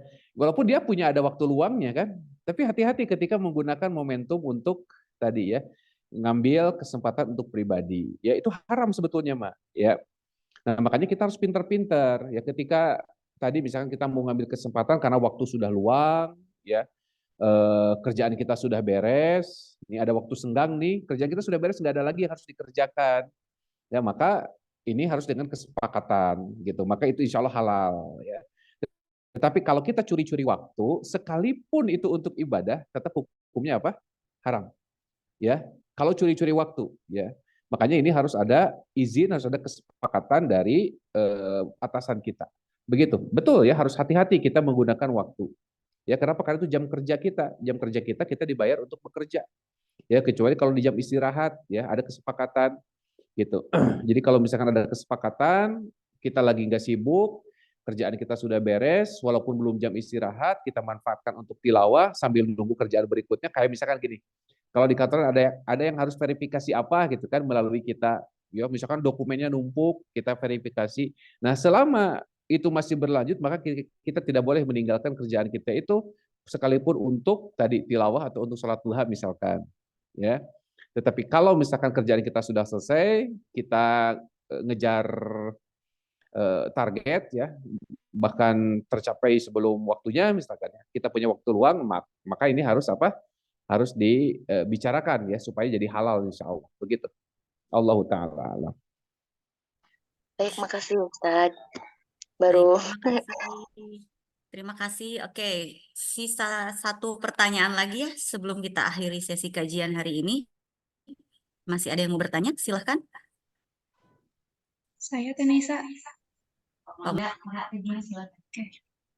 Bismillahirrahmanirrahim. Izin Ustadz, izin bertanya.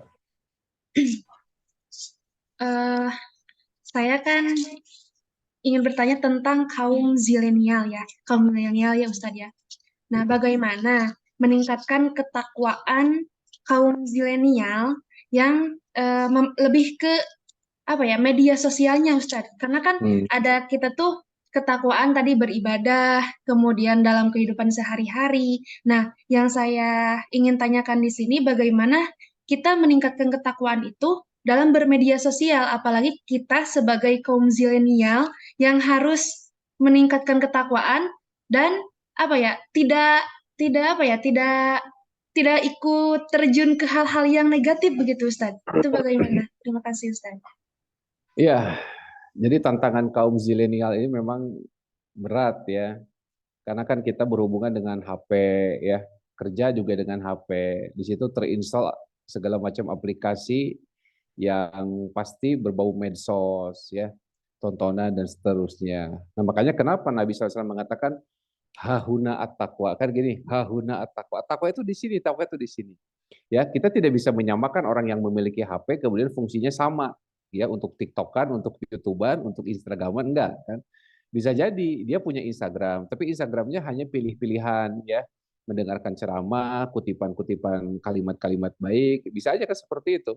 Ya bukan berarti dia tidak anti sosial ya, bukan berarti dia harus anti sosial enggak ya, gitu. Apakah dia harus anti? Walaupun memang ya kecenderungannya medsos itu akan menjuruskan kita kepada sesuatu yang haram. Itu nggak bisa dipungkiri, itu nggak bisa ditolak gitu. Tetapi kan medsos itu seperti pisau bermata dua ya, gitu. Artinya ya bagaimana kita memanfaatkan ketajaman pisau ini dua-duanya untuk bermanfaat untuk sesuatu yang bermanfaat bagi kita. Ya, medsos kita gunakan untuk bermanfaat, share yang baik-baik ya. Makanya tadi ketika ada sesuatu yang menggoda ya, menggoda kita, yang akan melenakkan kita ya. Dan saya tidak pungkiri ya, saya itu senang kalau lihat video-video lucu ya, lucu pikaserian gitu. Kadang ketagihan gitu ya, seserian sorangan gitu ya. Misalkannya. Nah, tapi kan ini juga melenakan. Nah, makanya tadi disebutkan ya, itu kan perkara mubah. Melihat sesuatu yang lucu mungkin perkara mubah, tapi kalau jadi terlena itu jadi membahayakan, betul tidak? Kenapa? Karena waktu kita jadi terbuang sia-sia ya, sementara seorang ulama mengatakan begini ya, bila engkau menangis karena kehilangan harta, katanya ya, bila engkau menangis karena kehilangan harta, maka menangis karena kehilangan waktu gitu. Maka menangis karena kehilangan waktu. Kalau harta masih bisa dicari, kalau waktu nggak bisa dicari lagi. Yang sudah berlalu sudah ya, sisa kita tinggal ke depannya saja. Nah, makanya kenapa takwa itu di sini. Takwa itu di sini. Artinya kita sendiri yang harus bisa mengatur, kita sendiri yang harus bisa memanage ya, bagaimana cara bermedsos yang baik begitu ya. Bukan berarti harus anti kan, karena tadi kita berada di zaman Z ini kan begitu. Ya, Allah taala alam. Baik, terima kasih Ustaz. Baik, terima kasih Teh Gina untuk pertanyaannya. Karena waktu sudah sebentar lagi akan berakhir, Alhamdulillah sudah selesai acara kajian pagi hari ini. Mungkin sebagai penutup, Ustadz ada closing statement dari Ustadz sekaligus doa penutup yang dipimpin oleh Ustadz Gun-Gun secara langsung. Mangga Ustadz. Baik ya, terakhir ya dari saya ya. Kita tidak tahu bahwa umur kita berapa lama lagi ya. Pokoknya jadikan Ramadan ini sebagai hadiah terbaik bagi kita yang belum tentu tahun depan kita masih bisa memilikinya. Kata Ibnu Qayyim Al-Jauziyah, kehilangan waktu itu lebih berbahaya daripada kematian. Kematian itu hanya memutuskan kita dari dunia, ya, dari harta yang kita miliki. Sementara kehilangan waktu itu bisa memutuskan kita dari Allah dan juga akhirat, ya, kehilangan waktu itu. Makanya gunakan waktu kita ya, Ramadan kali ini menjadi Ramadan yang terbaik ya, perlakukan sebaik mungkin, ya, isi dengan segala macam amal salih ya. Mudah-mudahan ketika kita keluar dari Ramadan ini kita benar-benar menjadi orang yang diharapkan, menjadi hamba-hamba Allah yang muttaqin. Amin ya Allah ya rabbal alamin. Allahumma shalli wa sallim wa barik ala hadan nabiyil karim wa ala alihi wa sahbihi ajma'in. Allahumma qsim lana min khasyatika ma tahulu bihi bainana wa baina ma'siyatik wa min ta'atika ma tuballighuna bihi jannatak wa minal yaqini ma tuhawwinu bihi alaina masa'ibad dunya wa matina Allahumma bi asma'ina wa absarina wa quwwatina abadan ma abqaitana waj'alhul waritha minna waj'al sa'rana 'ala man zalamana wansurna 'ala man 'adana wa la taj'al musibatana fi dinina wa la taj'alid dunya akbara hammina wa la mablagha ilmina wa la ila nari masirana waj'alil jannata hiya daruna wa la tusallit 'alaina bi dhunubina man la yakhafuka fina wa la yarhamuna birahmatika ya arhamar rahimin. Allahumma atina nufusana taqwaha fiha anta khairu man zakkaha anta waliyuha wa maulaha. Rabbana atina fid dunya hasanah wa fil akhirati hasanah wa qina adzaban nar. Allahumma a'izzal islam wal muslimin wa damir a'da'aka a'da'ad din wahmi hauzatal islam ya rabbal alamin. Allahumma ansur ikhwanana mujahidin fi Filistin. Allahumma ansurhum wa tsabbit aqdamahum waghfir lana wa lahum amin ya Allah ya rabbal alamin. Allahumma taqabbal minna innaka antas samiul alim wa tub alaina innaka antat tawwabur rahim wa sallallahu ala Muhammadin wa ala alihi wa sahbihi ajma'in wa akhiru da'wana alhamdulillahi rabbil alamin. Assalamualaikum warahmatullahi wabarakatuh. Assalamualaikum warahmatullahi wabarakatuh. Baik, sebelum ditutup sesi dokumentasi dulu ya untuk Bapak dan Ibu semua. Silakan kameranya di-on-kan.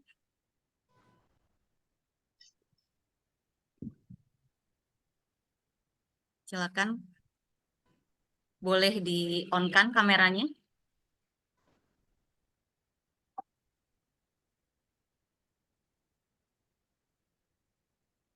Sudah semua? Sudah, Teh. Jadi tadi Pak Mu bilang nggak bisa ngeluarin ini ya. Baik, Pak Mu tidak bisa ikut. Ibu Dewi Yana, Ibu Deti, Ibu Susi, Pak Doni, Ibu Faizah, Pak Agus Zuhara, Ibu Boni, dan Teh Rani. Boleh di-on-kan kameranya?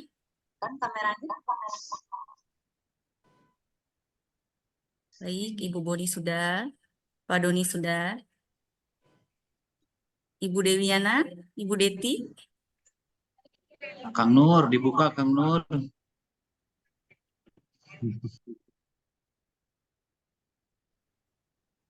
Baik, mungkin yang lain belum bisa dibuka fotonya ya.